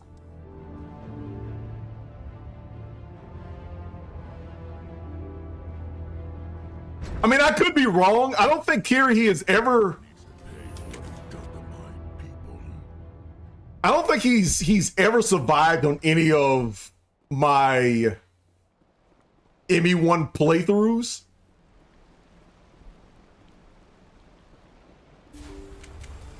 I might have to look that up.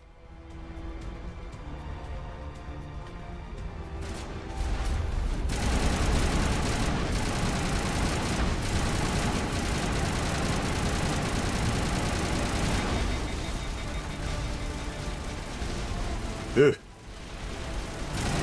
That was a terrible throw.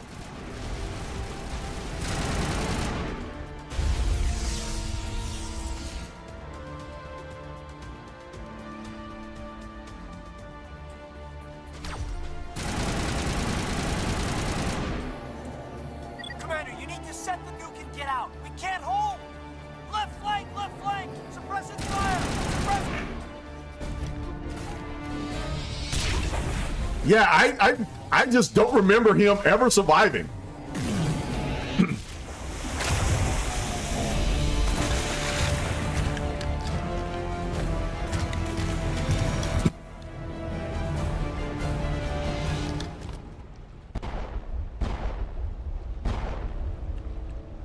I applaud you, Shepard. My Geth were utterly convinced the Salarians were the real threat. An impressive diversion. Of course, it was all for nothing. I can't let you disrupt what I've accomplished here. You can't possibly understand what's really at stake. Why are you doing this? You've seen the vision from the beacons, Shepard. You of all people should understand what the Reapers are capable of. They cannot be stopped. Do not mire yourself in pointless revolt. Do not sacrifice everything for the sake of petty freedoms. The Protheans tried to fight, and they were utterly destroyed. Trillions dead. But what if they had bowed before the invaders? Would the Protheans still exist? Is submission not preferable to extinction? Do you really believe the Reapers will let us live? Now you see why I never came forward with this to the Council. We organics are driven by emotion instead of logic. We will fight even when we know we cannot win. But if we work with them, if we make ourselves useful, think how many lives could be spared. Once I understood this, I joined Sovereign. Though I was aware of the dangers, I had hoped this facility could protect me. I just thought about this throughout the entire time during this game. Saren is half Husk. Like, I knew he wasn't like, he was augmented, but I never could put a complete finger on where. But yeah, he's half Husk already. You're afraid Sovereign is influencing you. You're afraid he's controlling your thoughts. I've studied the effects of indoctrination. The more control Sovereign exerts, the less capable the subject becomes. That is my saving grace. The Sovereign needs me to find the conduit. My mind is still my own, for now. But the transformation from ally to servant can be subtle. I will not let it happen to me. Why are the Geth following Sovereign? They believe Sovereign to be some kind of god, the pinnacle of their own evolution. But the reaction of their deity is most telling. It is insulted. Sovereign does not desire the pitiful devotions the Geth hurl at it. They are just tools, and no amount of belief on their part will change that. But as tools, they are useful. They will survive the coming invasion. If organic life is to survive, we must also prove we are useful. We must work with the Reapers. Tell me why Sovereign needs the conduit. Tell me what it is. Maybe we can find a way to stop them. The conduit is the key to your destruction and my salvation. Sovereign needs my help to find it. That is the only reason I have not been indoctrinated. Sovereign's manipulating you and you don't even know it. You're already under its power. No, Sovereign needs me. If I find the conduit, I've been promised a reprieve from the inevitable. This is my only hope. No! No! Someone loves me! It's all lies! Right. Together we can stop Sovereign. We don't have to submit to the Reapers. We can beat them. I no longer believe that, Shepard.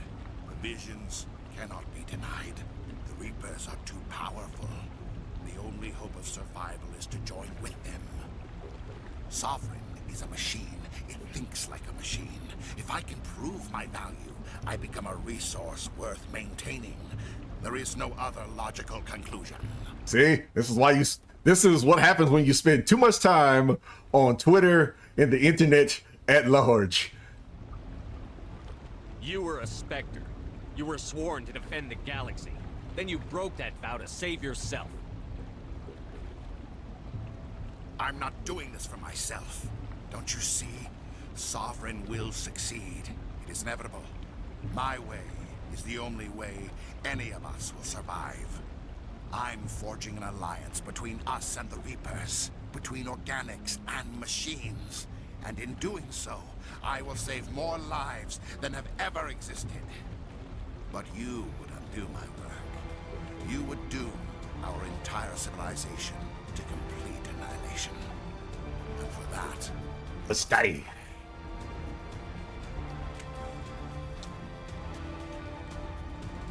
Eh.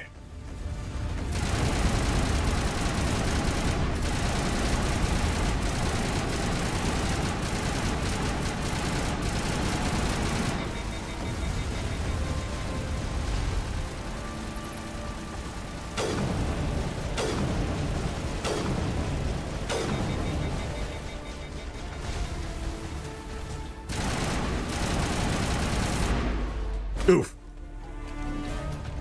Of course, Saren has to ride a flying Segway.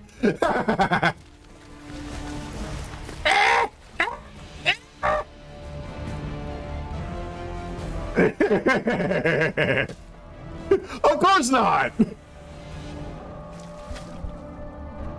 And the first time he gets punched in the face, he leaves on said Segway.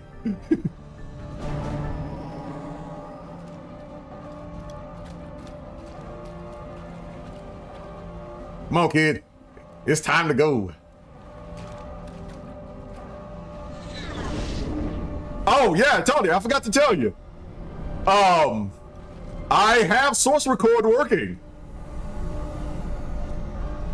All right, everybody, hang on. What?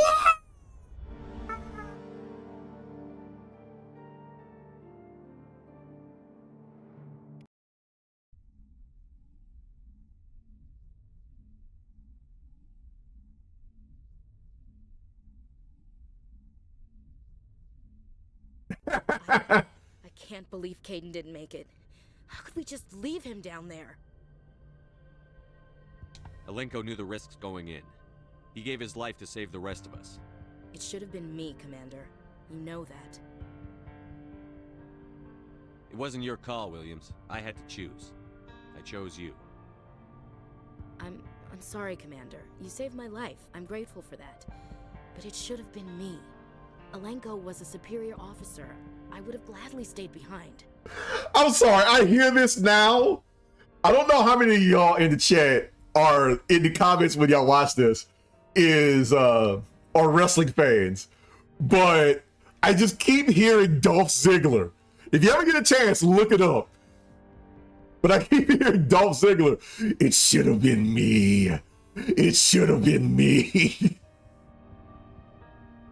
And the first two times I've gone through this, like, it did hurt. And, you know, if you go back through, I think I have a separate playlist for the last time I went through this on the Twitch stream. And I had a decent conversation about it. About having to choose and having almost I want to say a no-win situation, but it's not the perfect, idealistic, everybody gets rescued situation. But I'm not going to go into that. But now, when listening to some of the dialogue, some of it I find the jokes in it. And hearing the phrase, "It should have been me," I just keep hearing Dolph Ziggler now. It wasn't your fault. It wasn't my fault. The only one to blame here is Saren. Yes, sir. We'll get it done. Commander, excuse me for interrupting, but I have an idea. I think the beacon you found in Saren's base was similar to the one you found on Eden Prime. It may have filled in the missing pieces of your vision. I might be able to help you put all those pieces together. You want to join our minds again, don't you? Okay, go ahead.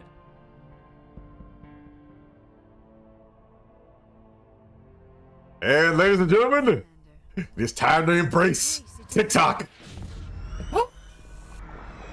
It burns!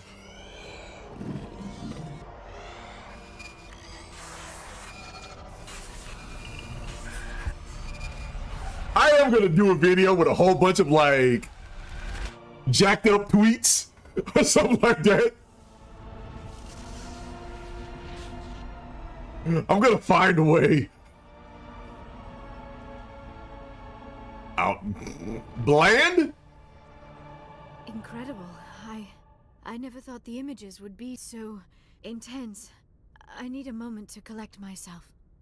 It's almost like I don't know where to put her. She has this thought of the nerdy scientist that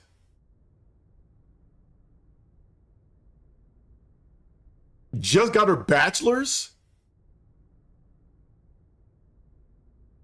and a damsel in distress. It's like throughout this entire thing, like I don't normally take her on missions because of the fact that she comes across as a person who needs to sit behind a desk. That's it. Like, I need you to be my science officer, and that's it. I don't need you with a gun in your hand. Which is so weird when you get to Mass Effect 2. It's kind of like I've read part of the comics of the lead up to Mass Effect 2, and it is one of those Liara in the manga is better than Liara in the game. If you catch my drift. Did the vision make any sense to you? It's a distress call. A message sent out across the Prothean Empire. A warning against the Reapers, but the warning came too late. And there is a feeling of, if I play the role of commander, like, come on, we got to go, we ain't got time for all this, and whatever, it might break her. What about the conduit? There were other images, locations, places I recognized from my research. Ilos! The conduit is on Ilos! That is why Saren needed to find the Mu relay. It is the only way to get to Ilos. But I think they built her entire character around being socially awkward. Like, she's one of those people that her best friends are books. And in some cases, her only friends are books. How come you never told us about Ilos before? The Mu relay links to dozens of systems and hundreds of worlds. How was I to know Ilos was the one we wanted? Without the cipher, the images in your visions were never clear. Only now do I recognize them as landmarks from Ilos. We need to get to Ilos. Forget it. The Mu relay's inside the Terminus systems. Alliance ships are not welcome there. Neither are Spectres. The conduit's on Ilos, and that's where Saren is heading. I'll be waiting for him when he gets there. Saren will have his entire fleet orbiting Ilos. You will never make it down to the surface without reinforcements. You must alert the Council. We need a fleet to... I am sorry. The joining is exhausting. I should go to the medical bay and lie down for a moment. We're done here. Dismissed. Commander, there's a convoy nearby. I can link us in if you want to report back to the Citadel Council. You know, to warn them about Sovereign. They're not going to believe any of this. Not without proof. We'd just be wasting our time. Aye, aye, Commander. Sovereign will be sitting on Citadel's roof before those bastards will listen to us. Now, I will say, I can't think of a bad line from Joker. I just can't.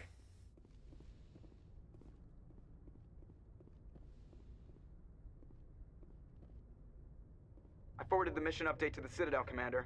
We got confirmation on those reinforcements. Ambassador Udina wants us to report back to the Citadel.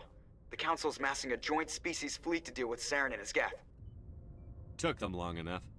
Back to the Citadel, Joker. I want the Normandy at the head of that fleet. Yes, sir. But yeah, like Liara's character is weird. Though, to be honest, Asari characters in this game throw me off regardless. Good job, Shepard.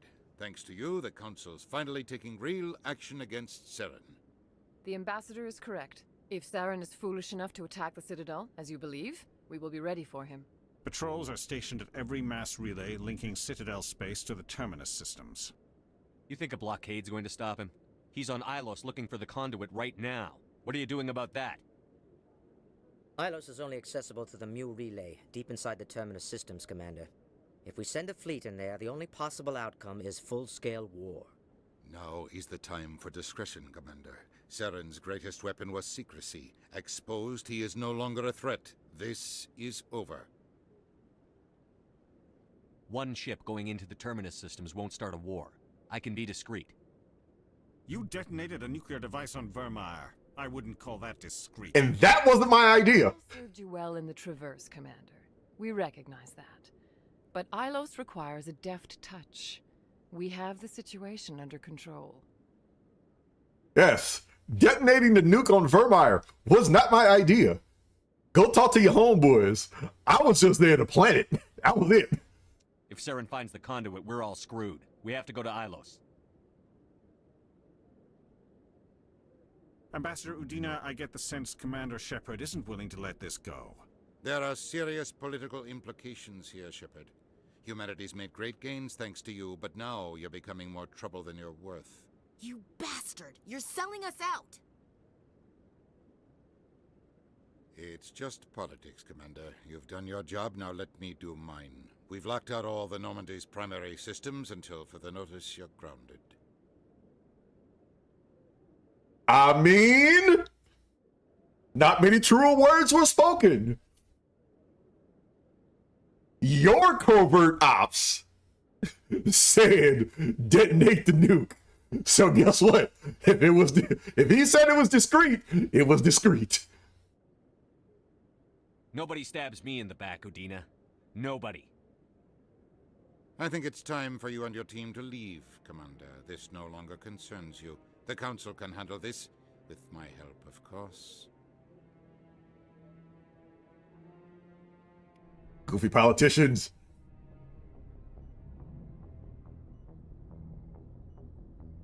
Commander, I've got a message from Captain Anderson. What did he want? Only said to meet him in that club in the wards. Flux.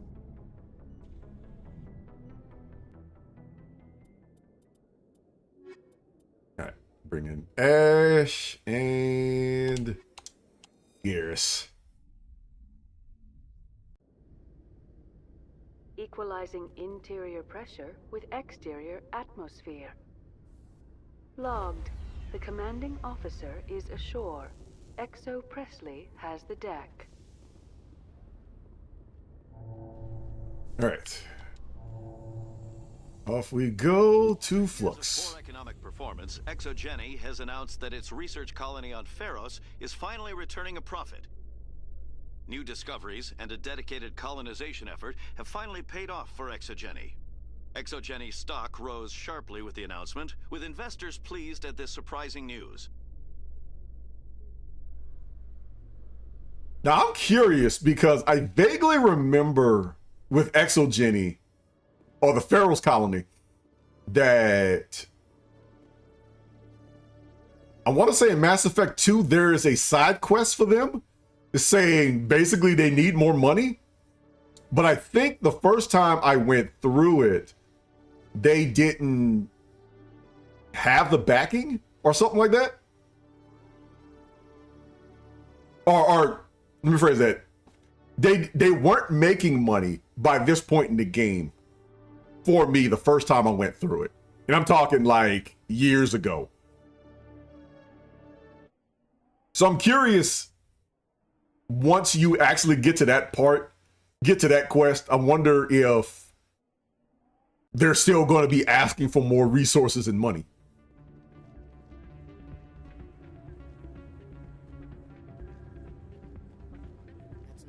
Kill jokes, so Exogeny didn't help out probably. That's true. Thanks, Dora. I'm glad you came, Shepard. I heard what happened. The Normandy's been grounded. I know, I'm sorry. I wanted to warn you, but there was no way to get a message to you before you docked. I know you're pissed off right now, but you can't give up. They all think this is over, but we both know it's not. You have to go to Ilos. You have to stop Saren from using the conduit. There's only one ship that can get me into the Terminus systems undetected, and she's grounded. Citadel controls locked out all the Normandy's systems, but if we override the Ambassador's orders, we can get them to bring the Normandy back online. You can be in the Terminus systems before anyone even knows you're gone. And for the record, I will not apologize for what happened with that poor dog that just happened to fall down in an awkward way. If we steal the Normandy, you're the one left holding the bag. And if Saren finds the conduit, life as we know it is over. The Reapers will destroy us. Humans, Asari, everybody. You're the only one who can stop him, Shepard. So I'll do whatever it takes to get you on the Normandy and off this station. And I will say this until I am in the grave. This is my favorite voice in the entire game. In the entire series. And I barely played 3. But it's still my favorite voice in this entire series. I won't forget this, Captain. I promise. I can unlock the Normandy from one of the consoles in the Citadel Control Center. You'll have a few minutes before anyone realizes what happened. That's a restricted area patrolled by armed guards. How are you going to get in? Leave that to me. Just make sure you're in the Normandy when the systems come back online. You're gonna get yourself killed. There has to be another way. Ambassador Udina issued the lockdown order. If I can hack into the computer in his office, maybe I can override it. He's not gonna let you waltz into his office and use his computer. Hopefully he won't be there. If he is, I'll just have to think of something. Udina won't let this slide, Captain. You'll be charged with treason, a capital offense. We don't have a lot of options. I break into the Ambassador's computer, or I take my chances with the patrols in Citadel Control. Question, Tone, did you pick Udina's thing or whatever? Did you end up picking he break into Udina's office, or did you take Citadel Control?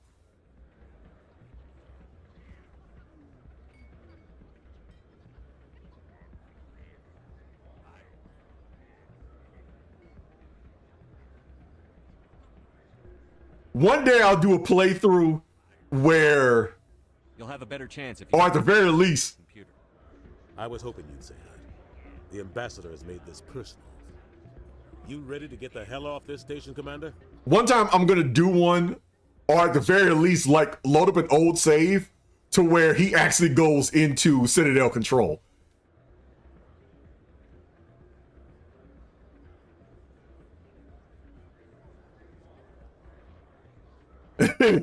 House full NG, so breaking into an office with no one with gun cease. That's true.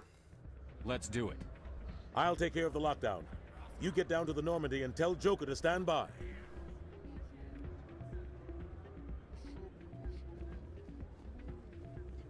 Yeah, I'm curious. Did I mention my best gun was pistol? It was. See, this is the reason why I play soldier. This is exactly why I play soldier.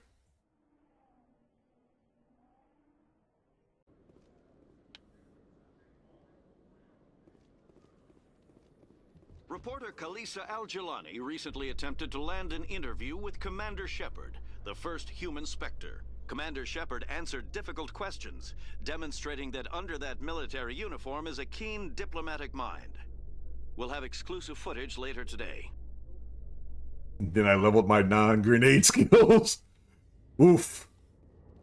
Yeah, you can hack into every single computer in Citadel space and the Terminus systems. Stand by, shore party. Decontaminate. Battle-wise, not so much. Now, what I am curious about more than anything else, you bring that up, is ME3's multiplayer.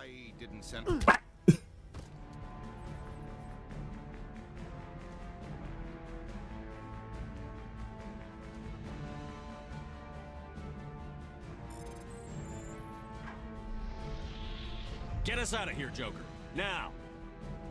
That is true.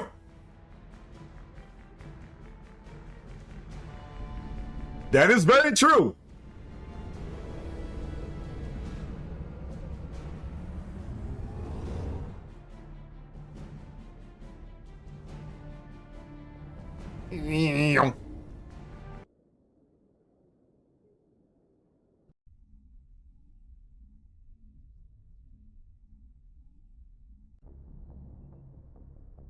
And now to Ilos. Let's get up out of here. That's what you get for trying to impound my call.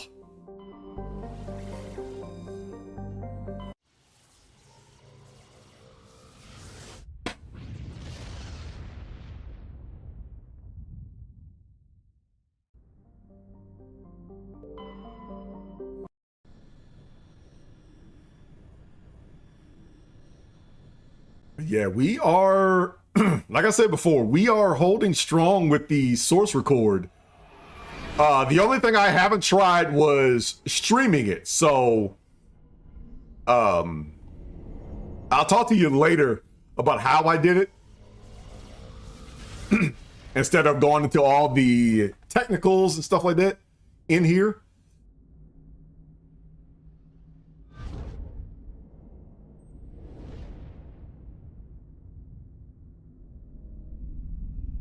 Commander? We've got company. Have their sensors picked us up yet? Well, stealth systems are engaged. Unless we get close enough for a visual, they won't have any idea we're here. Picking up some strange readings from the planet's surface. Take us down, Joker. Lock in on the coordinates. Negative on that, Commander. The nearest landing zone's 2 clicks away. We'll never make it in time on foot. Get us something closer. There is nowhere closer. I've looked. Drop us in the Mako. You need at least 100 meters of open terrain to pull off a drop like that. The most I can find near Saren is 20. 20 meters? No way we can make a drop in there. We have to try. Find another landing zone! There is no other landing zone! The descent angle's too steep. It's our only option. It's not an option, it's a suicide run. We don't... I can do it. Joker? I can do it. Gear up and head down to the Mako. Joker! Drop us right on top of that bastard. That is GOAT energy right there. That is absolute GOAT energy. Let's see, do I need anything? Yeah, why not? I'm bringing those two. But Presley is another one. I forgot about him. Yes, literally, we're going to kill him with kinetic bombardment.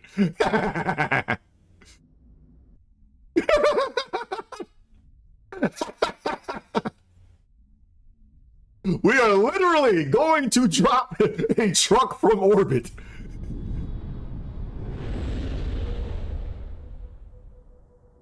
Russ's VA is good too, even though I don't like him. The VA or Presley himself?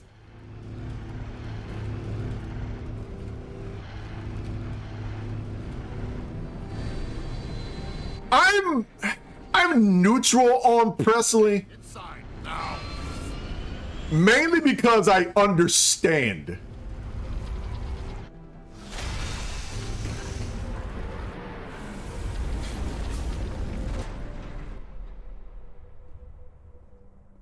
We have to get inside this bunker before Saren finds the conduit. There's no way we're getting past that door with brute force. Saren found some way to open it. There must be some kind of security override somewhere in this complex. We'll have to find some way to get it up and running again.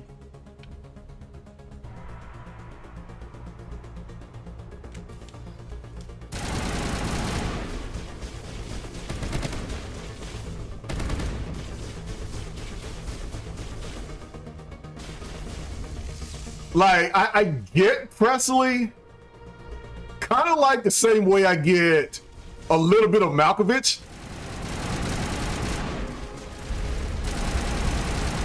Or however you say his name. I only say that because of the time period.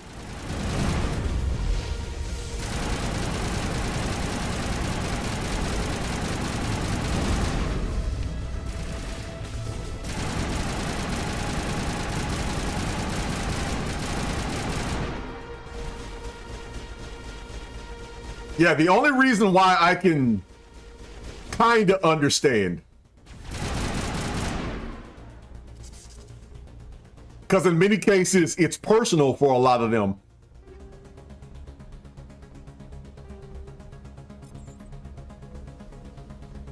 Do I like it? No. But it is one of those things of, I can get why you feel that way. It is people like that that needs to be shown that, look, not everybody's the way that it was 20 some odd years ago.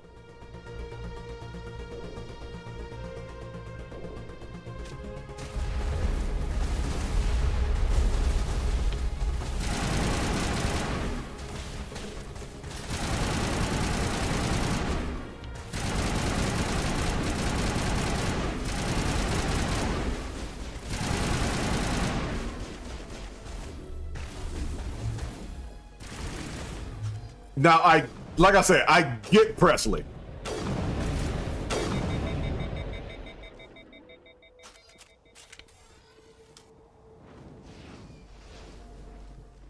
Doesn't mean I agree with it.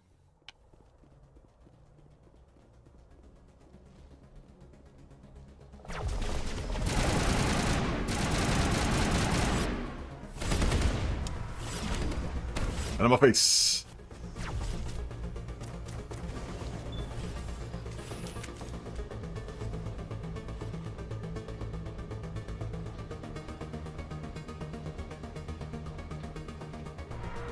I mean, I know he does kind of come around. This place still has power. It must be running off its own generator. I bet this is the command center for the entire complex. Saren's troops must have sealed the doors from here after he went inside.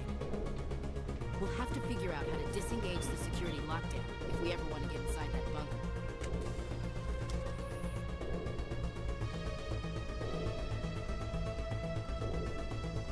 Let's go.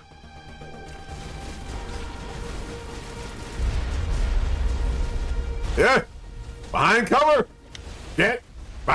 You know what? Screw it.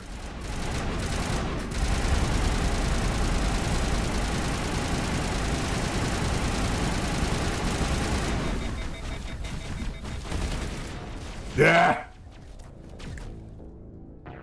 I had a feeling that was coming. There's one thing I have to do is speedrun tactics. I have to switch them off when I'm doing a casual playthrough.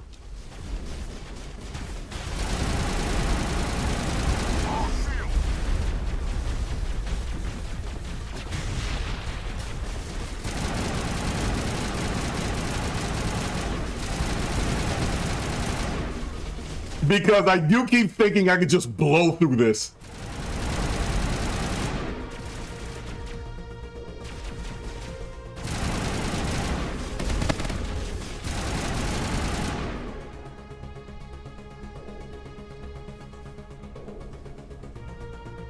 Yeah, that's right. That's why.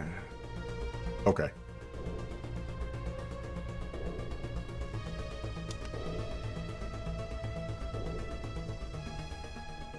Come on, Saren's already got a head start. We have to go find him before he reaches the conduit. Unless he's already found it, then we're just walking into a trap. That's a chance we'll have to take. Hold on. Something's happening. Too late. Unable to... Invading fleets. No escape. Sounds like some kind of message, but I don't recognize the language. It's probably in Prothean. This recording must be 50,000 years old. No wonder we can't understand it. The message is all broken up, but I recognize some of the words. It's a warning against the Reaper invasion. Incredible.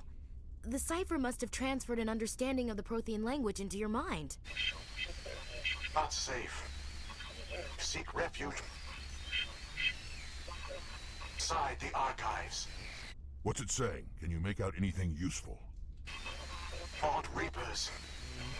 The Citadel. Overwhelmed. Only hope. Act of desperation. The conduit. All is lost. It said something about the conduit, but it's too degraded to help. We should go. Cannot be stopped. Cannot be stopped. That is, now that I think about it, that is some definite Rosetta Stone type energy. I'm going to teach you the entirety of Prothean language.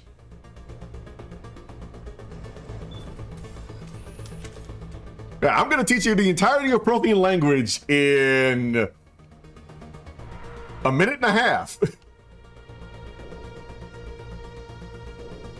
And it'll be fine.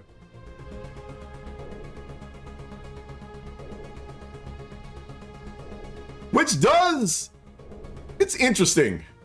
Now that I think about it though. Now with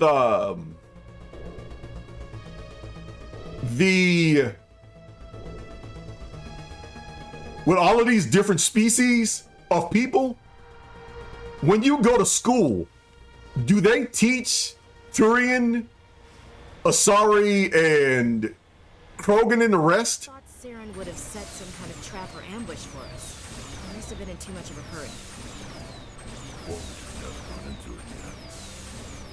Like, I wonder if they actually teach a lot of the non-human languages in schools on the Citadel, and on the other end, What are all those things? do they teach Some kind of containers? human languages The Protheans probably try to keep themselves alive. to the other races?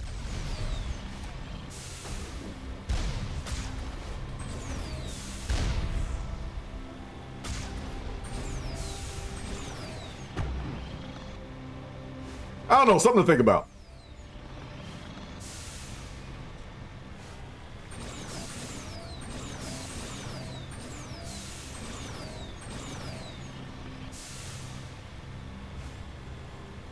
And skirt.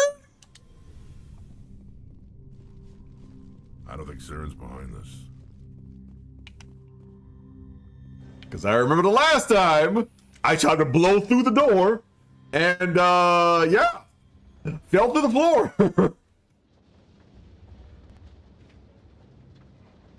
What the hell is down here? Is this just another trap, or did we finally run into some good luck? Don't get your hopes up. The only thing we can depend on right now is ourselves. I love Rex. I love Rex's voice. Him and, like, I put Rex's voice up there with Admiral Hackett. Like, Admiral Hackett is like the granddad who's chilling on the recliner, telling you to go get the remote or something like that when you go and visit him. Rex is the uncle. You are not Prothean, but you are not machine either. This eventuality was one of many that was anticipated. This is why we sent our warning through the beacons. Looks like some kind of VI program. Pretty badly damaged. I do not sense the taint of indoctrination upon any of you. Unlike the other that passed recently. Perhaps there is still hope. Wait a minute. How come I can understand you? Why aren't you speaking the Prothean language? I have been monitoring your communications since you arrived at this facility. I have translated my output into a format you will comprehend. My name is Vigil. You are safe here for the moment, but that is likely to change. Soon, nowhere will be safe. Why did you bring me here? You must break a cycle that has continued for millions of years. But to stop it, you must understand, or you will make the same mistakes we did. The Citadel is the heart of your civilization and the seat of government, as it was with us, and as it has been with every civilization that came before us. But the Citadel is a trap. The station is actually an enormous mass relay, one that links to dark space, the empty void beyond the galaxy's horizon. When the Citadel relay is activated, the Reapers will pour through, and all you know will be destroyed. The Reapers can wipe out the Council and the entire Citadel fleet in a single surprise attack. That was our fate. Our leaders were dead before we even realized we were under attack. The Reapers seized control of the Citadel, and through it, the mass relays. Communication and transportation across our empire were crippled. Each star system was isolated, cut off from the others. Easy prey for the Reaper fleets. Over the next decades, the Reapers systematically obliterated our people. World by world, system by system, they methodically wiped us out. Some of you must have managed to survive. Through the Citadel, the Reapers had access to all our records, maps, census data. Information is power, and they knew everything about us.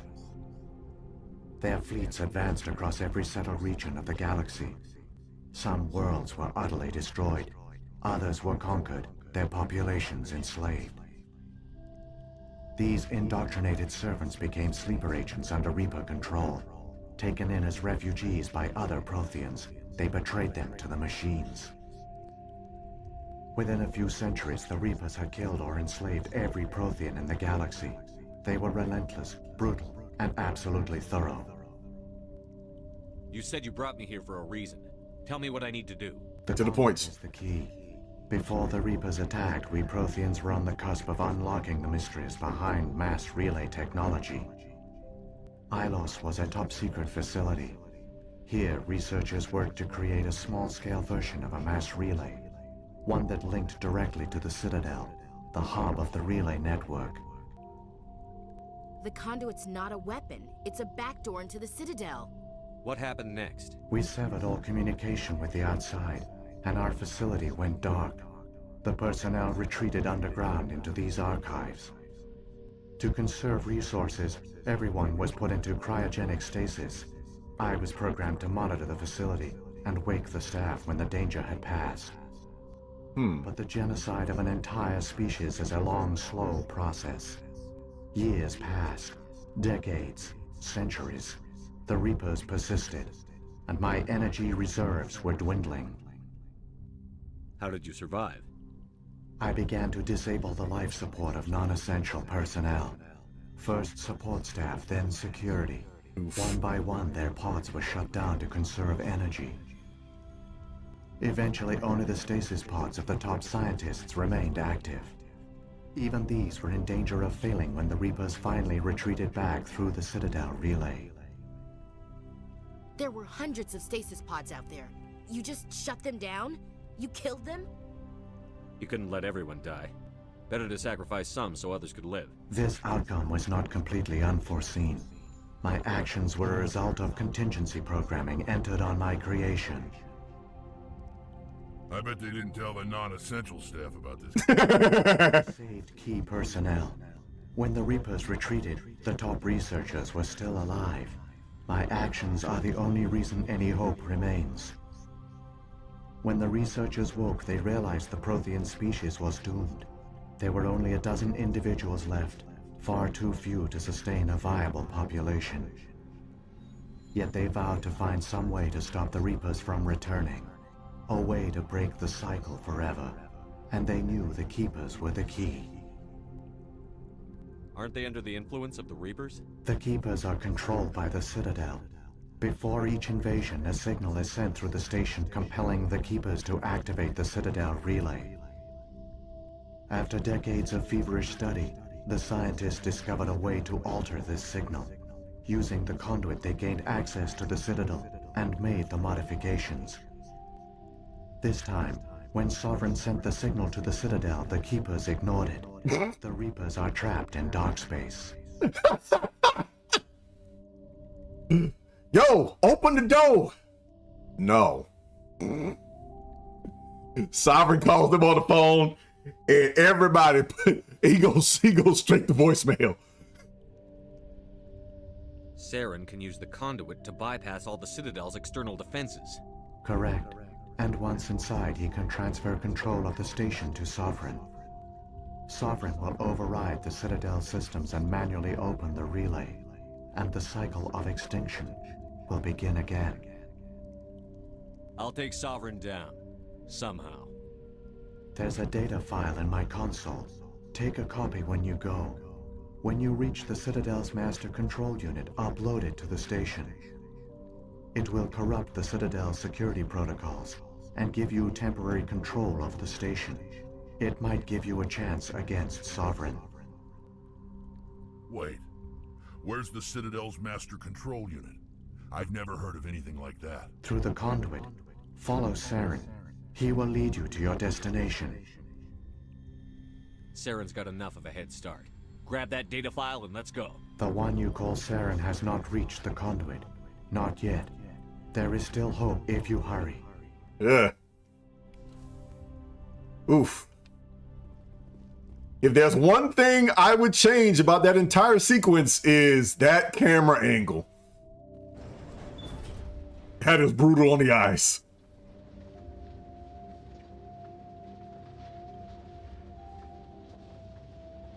I can't believe it.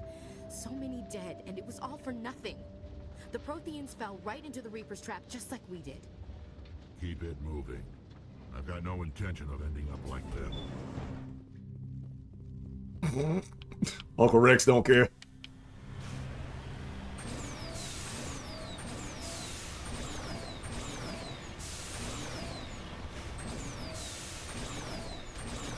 So while we're gunning it through here, what's everybody's plans for the weekend?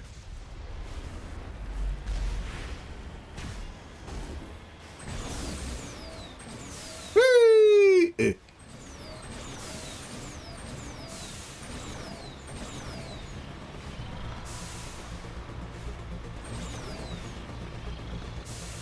That girl's just so I can cook. Gotcha. Gotcha.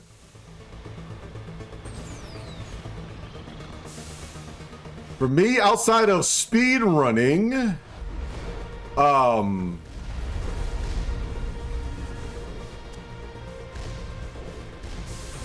yeah, that's right. It is Thanksgiving weekend for y'all.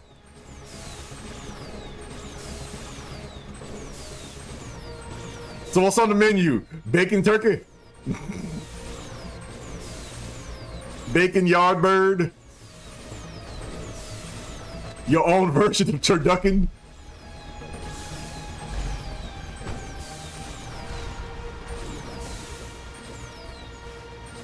And happy Thanksgiving. Happy Thanksgiving, brother.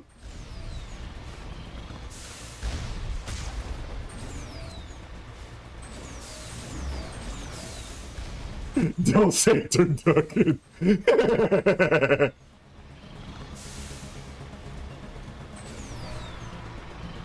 There, the conduit. A whole turkey, a whole chicken. Because one of the guests has gut issues with turkey meat. And these Geth aren't gonna make it easy on us. You got it. You got it.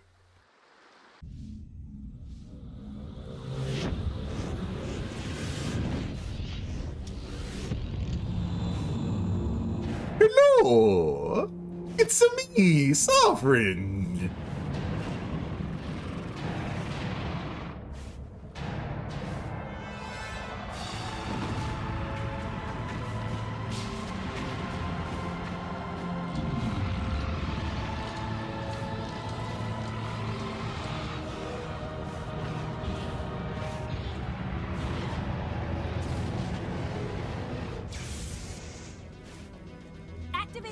defenses. Seal the station. The arms aren't moving. Systems not responding. Abandon the Citadel. Evacuate the Council. Citadel Control. Citadel Control, do you copy? Yeah. We copy, but we don't care. Commander Terry. My French is hilariously rusty. Hang on. Things are gonna get a little rough. Might have wheat-free Yorkshire puddings. Someone else is making that, and coconut bread.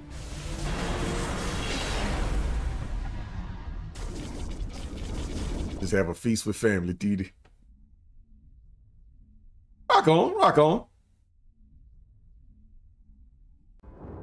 Critical failures detected across all monitored systems. Please begin emergency evacuation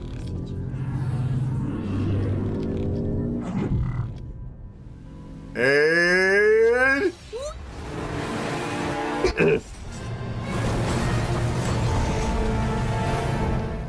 ow. Don't worry. This is why I got good insurance. I believe USAA covers this.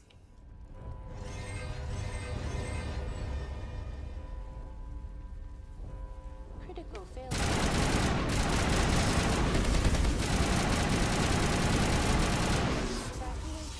Though I wonder how bad your insurance premiums would go for, you know, bringing this up. Menu was a bit restricted this year because of health issues. No dairy wheat this year. Ah!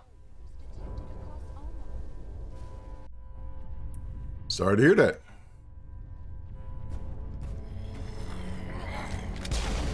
Though I hope it helps.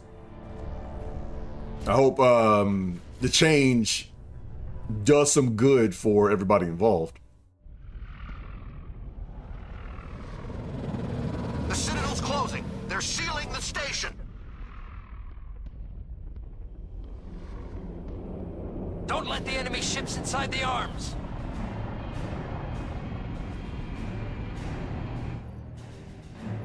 Fire! And we all know what's about to happen next. Let me hear you say it. Truck stick!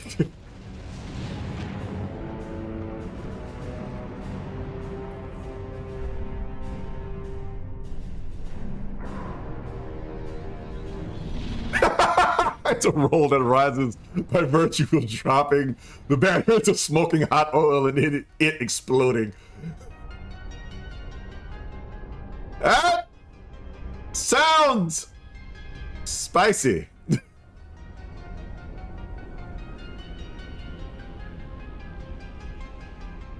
That sounds very spicy. Fried is a blessing.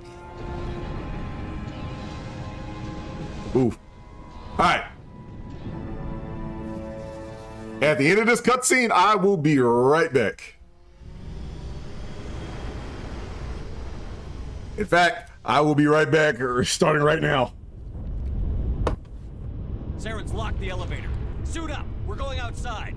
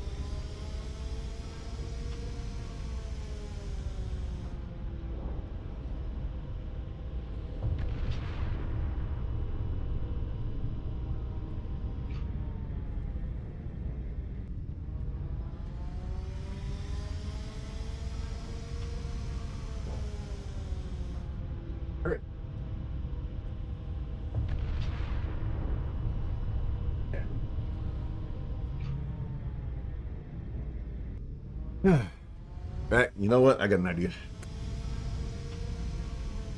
Hey, say hi to the people. You say hi to the people. All right. Let's.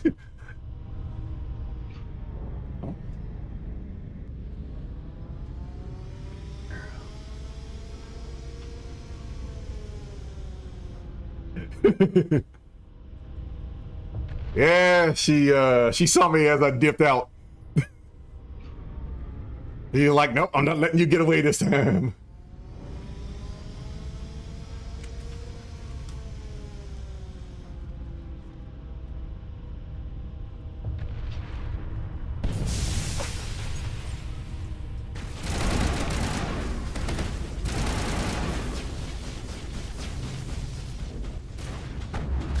Oof.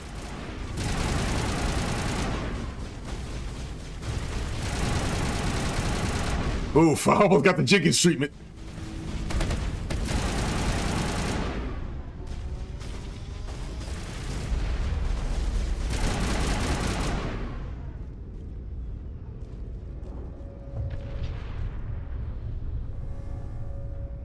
Son of a because you turtle. You know, let's just say I am very well hydrated.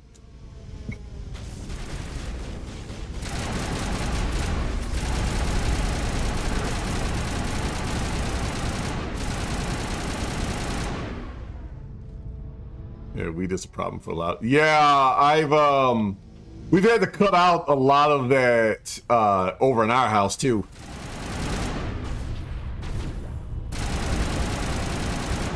It's just interesting how many allergies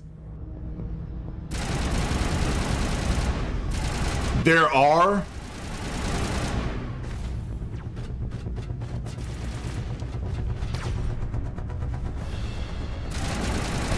Back of the head. You know, learning about other people's allergies, and sometimes learning other people's allergies when it feels like your whole life you didn't have them to begin with, and then just somehow they just come out of nowhere and pop in.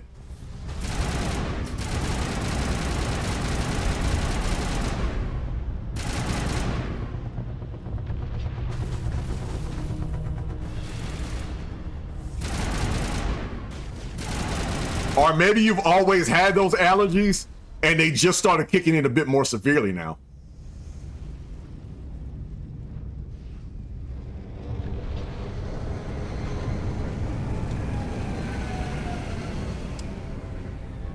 But Tone, how much has that changed? Oh, we only got 2 guns then. I don't have any hackers on the team.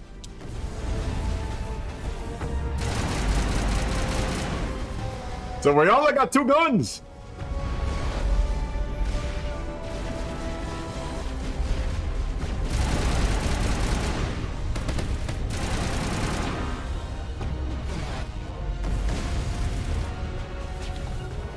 Ash, you get over there.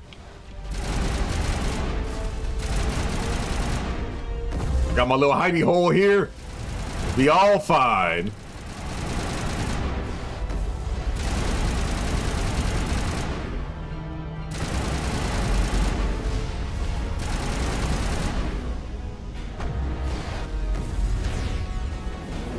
Drink milk by the gallon and have 3 sandwiches a day. Yeah, but you know, when changing your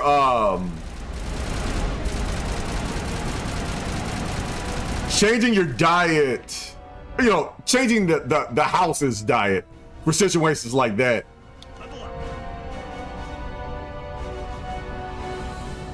I get the bread. Yeah.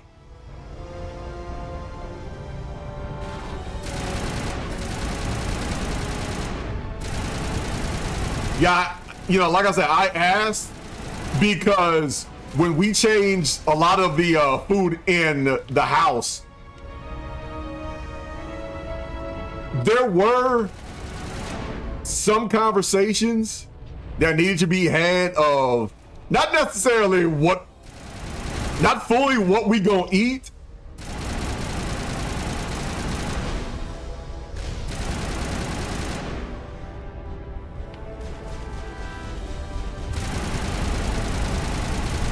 It's just I know a lot of times in many households, in some cases it's a point of contention. If nothing else, it's been a point of discussion.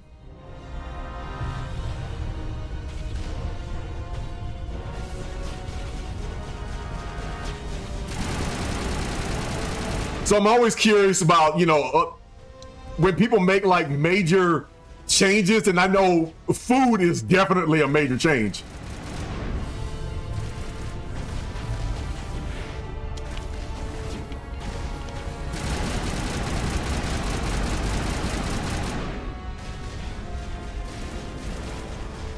That's not what I wanted to do.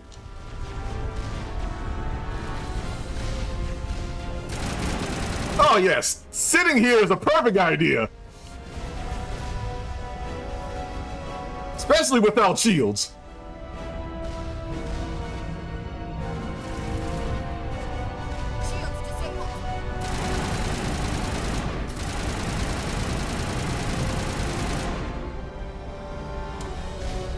Oof.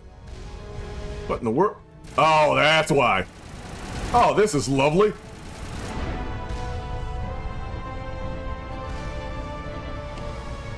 Need to regroup. Remove restrictions, breed creativity. So I'll look at it like, oh, how it's gonna be. Oh, now it's gonna be interesting. Yeah. You do get more creative. It's like, what is it? How's that phrase go? It's another version of, what is it? Necessity is the mother of creation or something like that.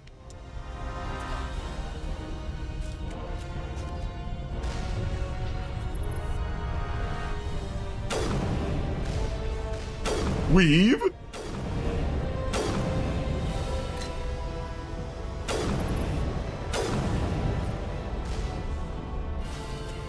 There we go.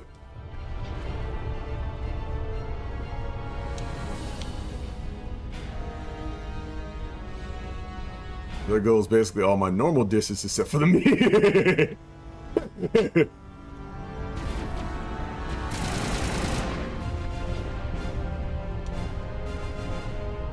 Yeah, it's a major change. I mean, when we did it, my wife still laughs at me about it, but I did utter the phrase, and I was never one of those like super heavy eaters. Like I ate to live. I was never one of those I live to eat type people.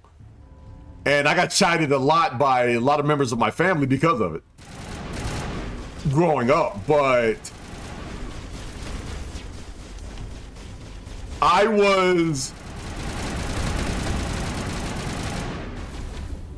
one of those people that did ask the question, like, what was I gonna eat?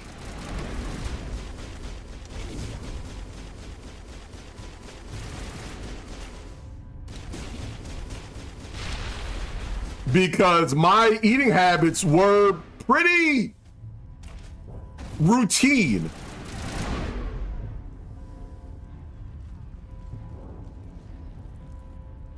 I got, let's see.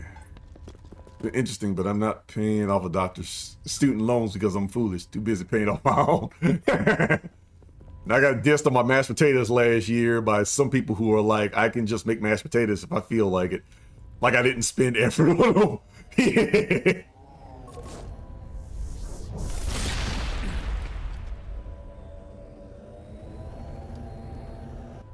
Look. Afraid you wouldn't make it in time, Shepard. I got, how do I put this? People's always got opinions on other people's food. So yeah, they get fried boiled potatoes. In time for what? The final confrontation. I think we both expected it would end like this. You've lost. You know that, don't you? In a few minutes, Sovereign will have full control of all the Citadel systems. The relay will open. The Reapers will return. I'm heading to that master control panel, and you can't stop me. You survived our encounter on Virmire, but I've changed since then. Improved. Sovereign has upgraded me. You let Sovereign implant you? Are you insane? I suppose I should thank you, Shepard. After Virmire, I couldn't stop thinking about what you said. About Sovereign manipulating me. About indoctrination. The doubts began to eat away at me. Sovereign sensed my hesitation. I was implanted to strengthen my resolve. Now my doubts are gone. I believe in Sovereign completely. I understand that the Reapers need organics. Join us, and Sovereign will find a place for you, too. Two things, Titi. I read that give them nothing in Leonidas's voice. Give them nothing and take from them everything. While also being at enough Thanksgiving dinners to where if you don't want to eat what's made, then you ain't eating nothing. Mash takes skills to make it fluffy and not gluey with the right ratio of fats and herbs. That is very true. Sovereign's controlling you through your implants. Don't you see that? The relationship is symbiotic, organic and machine, intertwined, a union of flesh and steel. The strengths of both, the weaknesses of neither. I am a vision of the future, Shepard, the evolution of all organic life. This is our destiny. Join Sovereign and experience a true rebirth. Sovereign hasn't won yet. I can stop it from taking control of the station. Step aside and the invasion will never happen. We can't stop it, not forever. You saw the visions. You saw what happened to the Protheans. The Reapers are too powerful. Some part of you must still realize this is wrong. You can fight this. Maybe you're right. Maybe there is still a chance for...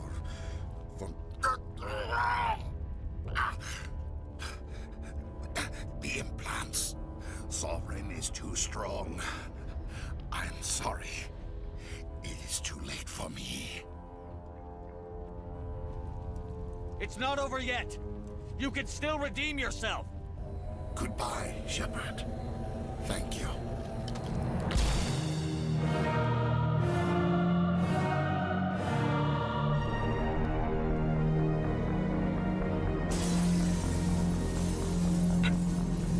Wow!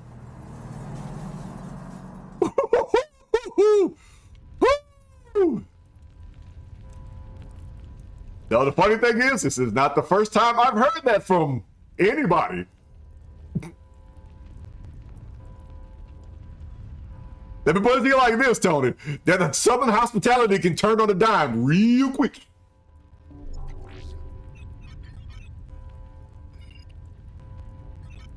Vigil's data file worked. I've got control of all systems. Quick, open the station's arms. Maybe the fleet can take Sovereign down before he regains control of the station. See if you can open a communications channel.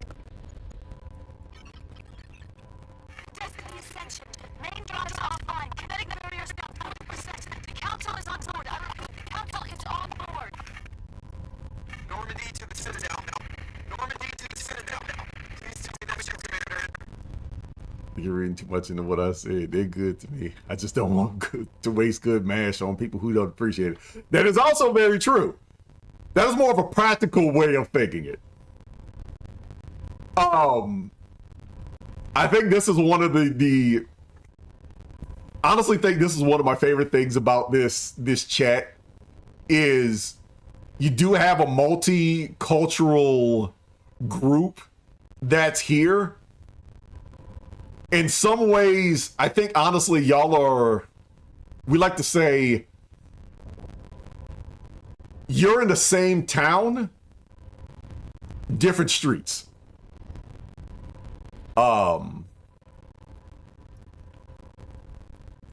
As weird as it sounds, in I know what families that's TD's coming from.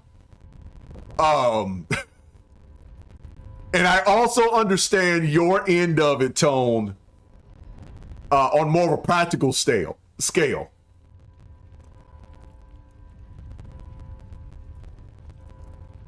Because I've done it when I've brought food to like shop functions on Thanksgiving and stuff like that. And like, look, I spent a good amount of time on this to give something different to people.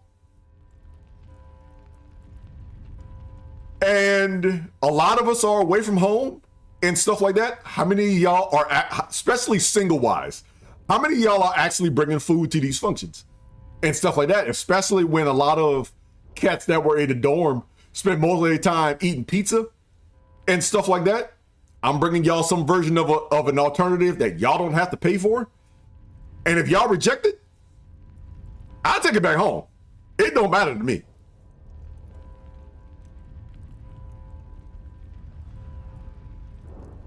It's just the six of us. If it was cousins and other distant relations, it'd be go eat somewhere else then. Yeah, you know, that's the funny thing. I'll never forget this. It was the first Thanksgiving since we changed our eating habits. And I literally had his brother, his wife, and the parents-in-law, and me and my wife. Yeah, you know, no. If it's the core group of people, yeah, we get it. I get it. But I remember, was it the first? I think it was either the first Thanksgiving or the first Easter that we changed our eating habits, and nobody wanted to show up. Number one. Number two, I know it was the first it was the first Easter, because the first Thanksgiving, I'm very strict when it comes to times on a lot of things. It's kind of why speed runs, I've learned, do work for me. But I have learned that I'm very strict when it comes to time. And I made food, you know, my wife and I made food for Thanksgiving and whatever. And I remember my cousin coming over. And it was only me, my three cousins, and I guess, for lack of a better phrase, my cousin-in-law. They eventually came over, but the funny thing was, my little cousin showed up and was like, "Oh, y'all actually getting ready to play?" Yeah, I said 1 o'clock, and I'm shutting this down at 4. She looked at me with like eyes as big as saucers, saying, "Okay, I got to go get them because y'all are actually on time." So she bolts, hurries up and grabs the rest of the fam, right? And guns it back. And they were like, you know, we could take our time. Well, we know how Thanksgiving normally works. No, they're actually getting ready to shut off the kitchen at 4 o'clock. Oh, we got to go in. So yeah, Thanksgivings in the Caliber household can be weird, because if you say 1 o'clock, oh, they're not gonna start plating until like 5, and there's gonna be food left over. I'm telling you this now. My cousins showed up. We were actually closing down the kitchen. All y'all had was leftovers. So yeah.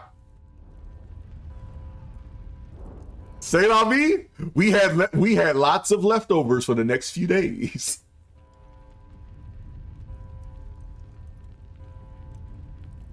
I'm here, Joker. We caught that distress call, Commander. I'm sitting here in the Honduras sector with the entire Arcturus fleet. We can save the Ascension. Just unlock the relays around the Citadel and we'll send the cavalry in. You can't sacrifice human lives to save the Council. What have they ever done for us? This is bigger than humanity. Sovereign's a threat to every organic species in the galaxy. Exactly. We can't throw away reinforcements trying to save the Council. We have to hold them back until Sovereign's exposed. What's the order, Commander? Come in now to save the Ascension, or hold back? Yeah, that's the thing. Like, I tell people, this is the time, and that's it. But unfortunately, where I'm from, if you say 5 o'clock, they're gonna show up at 7. And then be looking around saying, but where the food at? I told y'all at 5 o'clock. I also told y'all when I'm shutting the kitchen down. And it's not so much to let them know, hey, I told y'all to be prompt in whatever. This is more of when y'all come with that bullcrap, I told y'all I'm shutting this time and shutting this down at this time. I know y'all making y'all rounds. So when y'all come over here, be early. That's all I'm saying. Y'all ain't got to show up, or y'all ain't got to be here to go converse and all this other stuff like that. 1 to 4.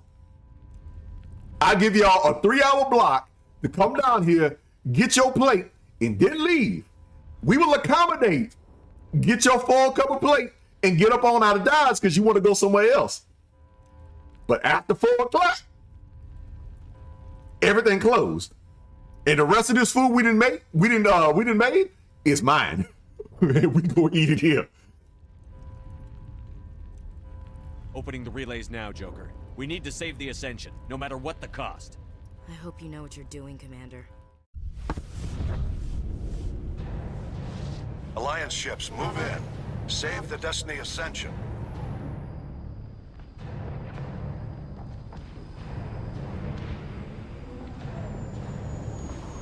Commander, we're picking up reinforcements. It's the Alliance. Thank the goddess.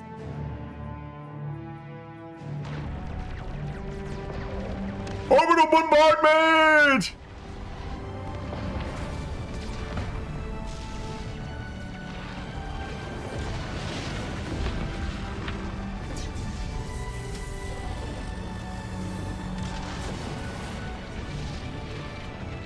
Destiny Ascension, you are all clear. Repeat, you are all clear. And you owe us. Portal's opening. All ships move in. Concentrate on Sovereign.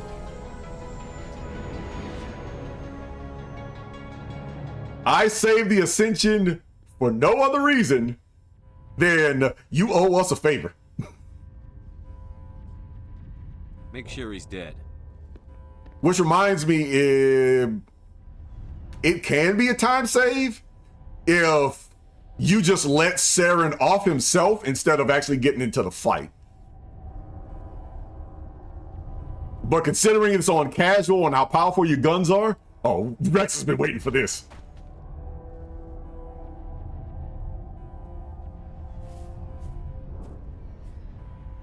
He's dead. But it might be a little bit of a time save to let him off himself, but considering it's on casual, and depending on your firepower level, it shouldn't matter all that much.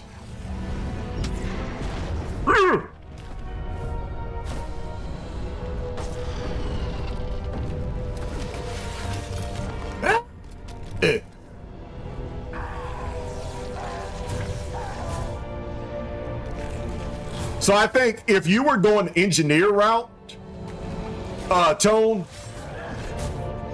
you might get off better with the cutscene instead of getting into the fight.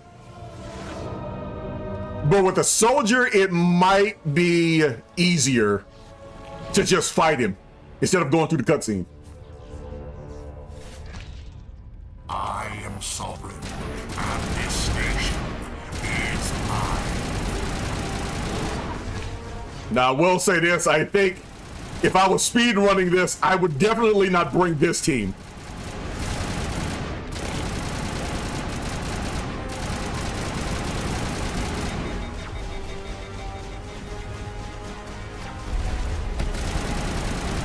What if you're doing like an NG plus run?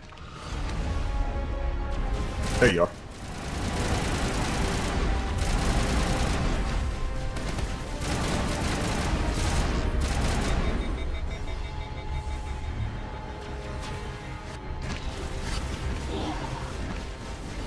Dang it.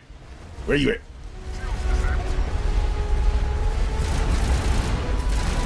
Dang it.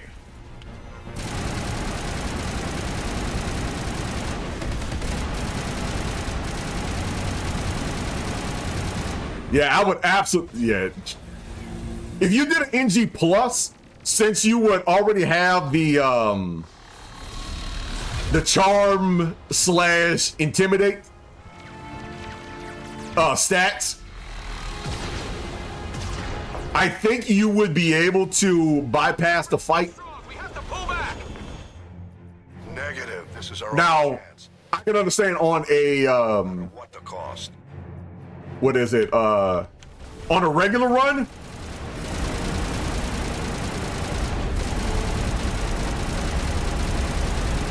Eh. We're crawling to me. That's creepy.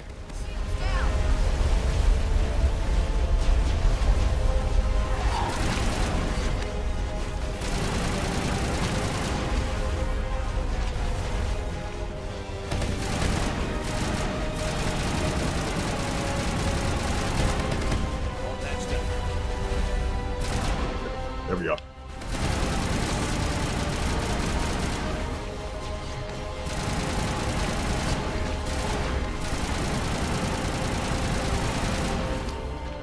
There you are.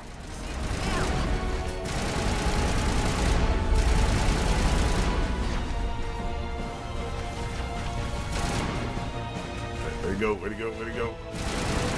Get out of my face.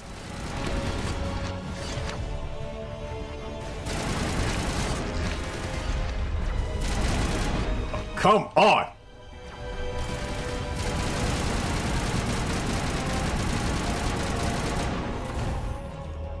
Hey, level capping my initial playthrough because I was doing all the side content.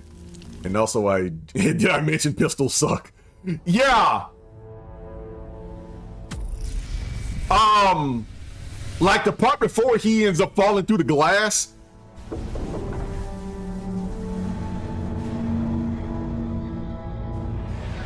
The part, I don't know if you can do it in a regular game, but a new game plus, Now's our chance. obviously you can bypass that. So I know in NG, it's probably easier for you to just bypass it. Guard on my flank. We're going in. Soldier, I don't know. It might be easier to bypass. It might save you some time just to bypass it regardless. Because I forgot there is a second cutscene after that. I got the Paragon and Renegade options, but didn't take them on the conversation tree. Go. Yeah, if you take any of those options, he's just gonna shoot himself. Like what I did.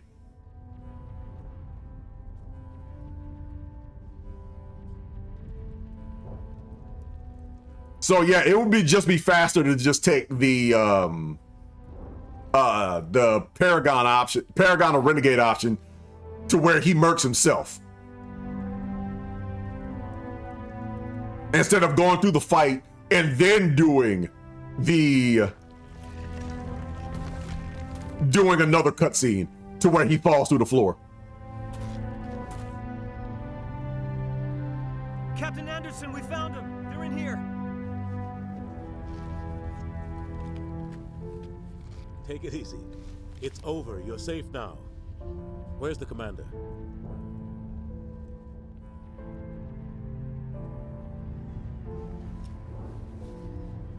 He was over there somewhere.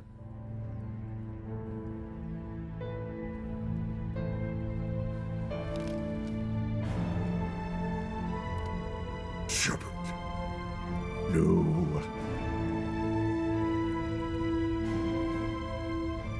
Bishop Eliakin!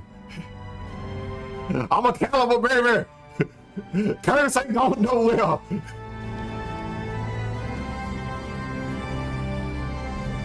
Y'all ain't rid of me yet, baby.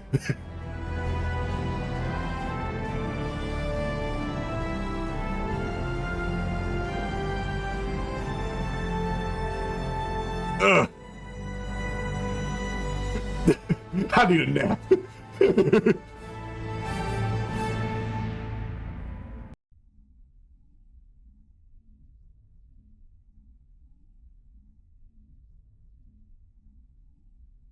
Though, FYI... Ambassador, Captain, Commander Shepard, we have gathered here to recognize the enormous contributions of the Alliance forces in the war against Sovereign and the Geth. Many humans lost their lives in the battle to save the Citadel. Brave and courageous soldiers who willingly gave their lives so that we, the Council, might live. There is no greater sacrifice, and we share your grief for the tragic loss of so many noble men and women. The Council also owes you a great personal debt, Commander, one we can never repay. You saved not just our lives, but the lives of billions from Sovereign and the Reapers. Commander Shepard, your heroic and selfless actions serve as a symbol of everything humanity and the Alliance stand for. And though we cannot bring back those valiant soldiers who gave their lives to save ours, we can honor their memories through our actions. Humanity has shown it is ready to stand as a defender and protector of the galaxy. You have proved you are worthy to join our ranks and serve beside us on the Citadel Council. Consular, on behalf of humanity and the Alliance, we thank you for this prestigious honor and humbly accept. We will need a list of potential candidates to fill humanity's seat on the Council. Given all that has happened, I am sure your recommendation will carry a great deal of weight, Commander. Do you support any particular candidate? Okay.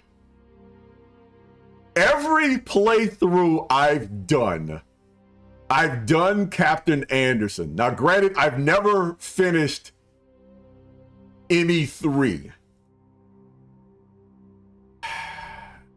But I've always had this conundrum, and the more times I've played this, that conundrum continues. I don't like Udina. I just don't. But at the same time, he has the most knowledge of dealing with the Council. And my vote is literally just not Udina. I'm not picking you, Udina. And I'm pissed off that he's the ultimate opportunist, and he locked me out of the Normandy when it looked like his position. See that rock over there? Better erected Udina. It's one of those, though, when I look at it, it's like, on one hand, if I need something, I know Anderson is going to get it for me. But also, on the other hand, Udina is going to ride that I saved y'all behind until the wheels fall off. Like, he is going to pull guilt trip after guilt trip after guilt trip. More than anybody. I don't think Anderson is going to pull that. Him and the Turian counselor is going to have this ultimate pissing contest between the both of them, because they're both military people. You know, Captain Anderson, obviously, and the Turians are a complete military culture.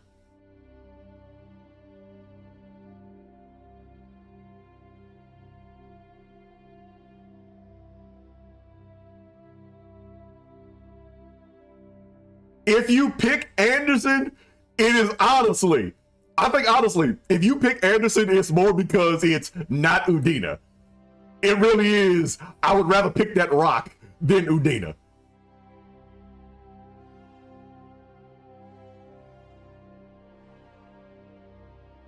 I'm gonna pick Anderson, even though there is a conversation to be had to say, do not let the generals be your, do not let the generals run the country. Not everybody is Eisenhower. Or the Eisenhowers or the Roosevelts of the group, or whatever the heck. But what I will say is, I do not trust the council at all. What I am going to say is, I would pick Anderson for the sole purpose of, I don't know how much they're going to trust. Now that Sovereign is gone, are they going to let off the gas? Anderson's the only one that will not let off the gas.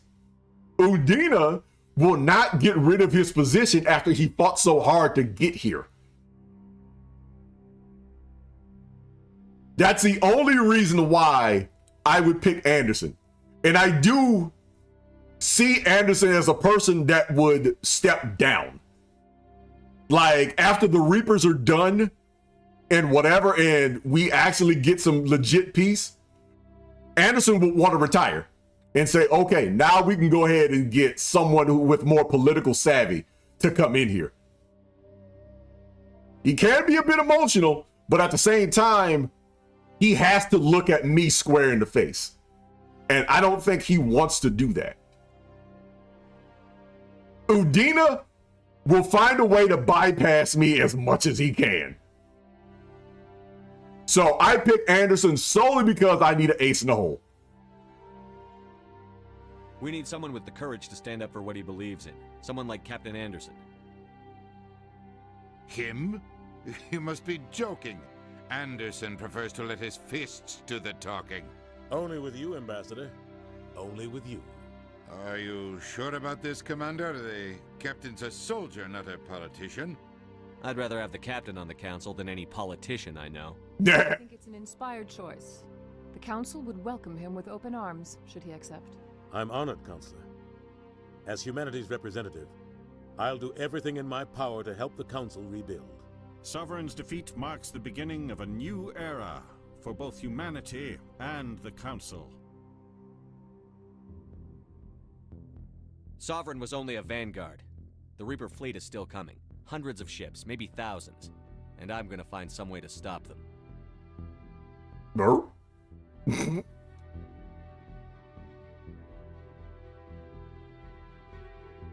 Shepard's right. Humanity is ready to do its part. United with the rest of the Council, we have the strength to overcome any challenge. When the Reapers come, we must stand side by side. We must fight against them as one. And together, we will drive them back into dark space. So I'm curious.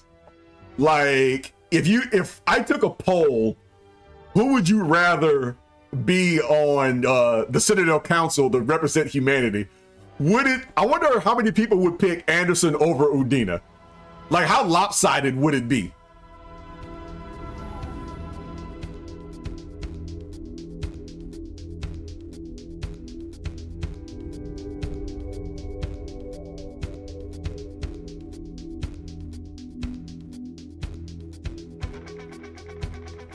Because I do think you pick Anderson, either you need an ace in the hole or you're being petty.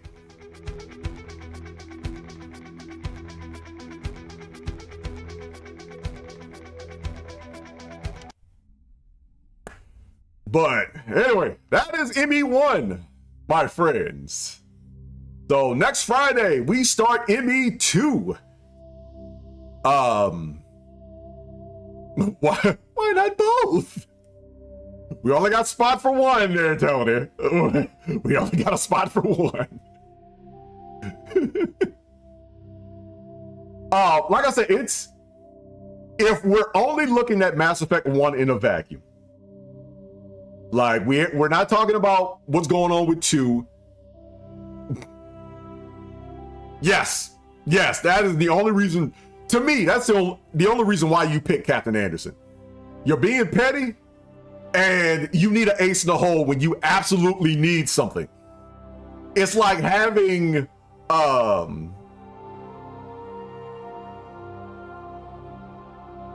you know, we talk about this quite a bit. It's about, can you get the votes, and or can you end up getting what you want from the inside?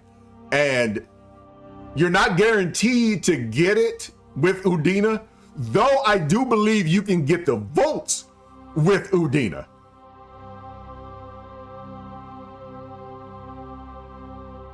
But it's gonna be begrudging, and Udina is gonna look at it as political favors. Like, he's gonna be trying to stack political favors as much as he can. Anderson, because of the fact that he wasn't,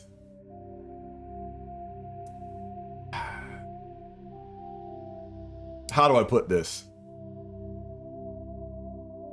He isn't as versed in Citadel politics.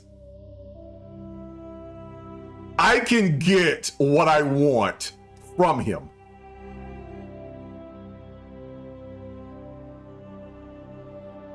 That's kind of where I stand with Anderson versus Udina. I can, you know, it is a, I get what I want out of Anderson. I'm not sure I can get what I want out of Udina.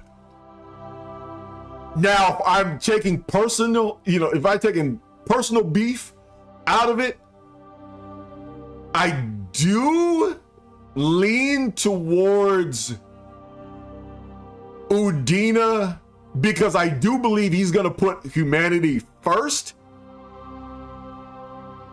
And he's going to try to do everything he can to say, well, you know, one of my guys saved y'all. He could have waited and let all y'all get blown up, and I would have ran the council anyway, because you're going to have 3 new schmucks that's sitting around and whatever. I know where everything is, baby. So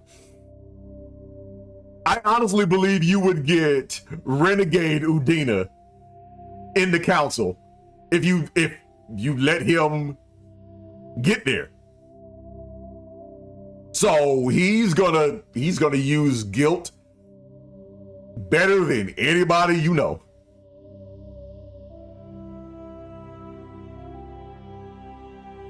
So you pick Anderson because 1, you don't like Udina, and 2, you want what you want. Personally, you want what you want. The only fear I have is him getting ran over by the council, because the council knows where everything is. They know all the rules of all of this. So there is a discussion to be had on both ends. But anyway, I believe that will be enough out of me today. I appreciate y'all coming through. 3.5 hours. We have finished Mass Effect 1. We will start Mass Effect 2 next Friday, and we're gonna make it through the rest of this series. Because the last time I stopped, it was because I was switching platforms and whatever. Saturdays, we're still gonna be doing the speed runs.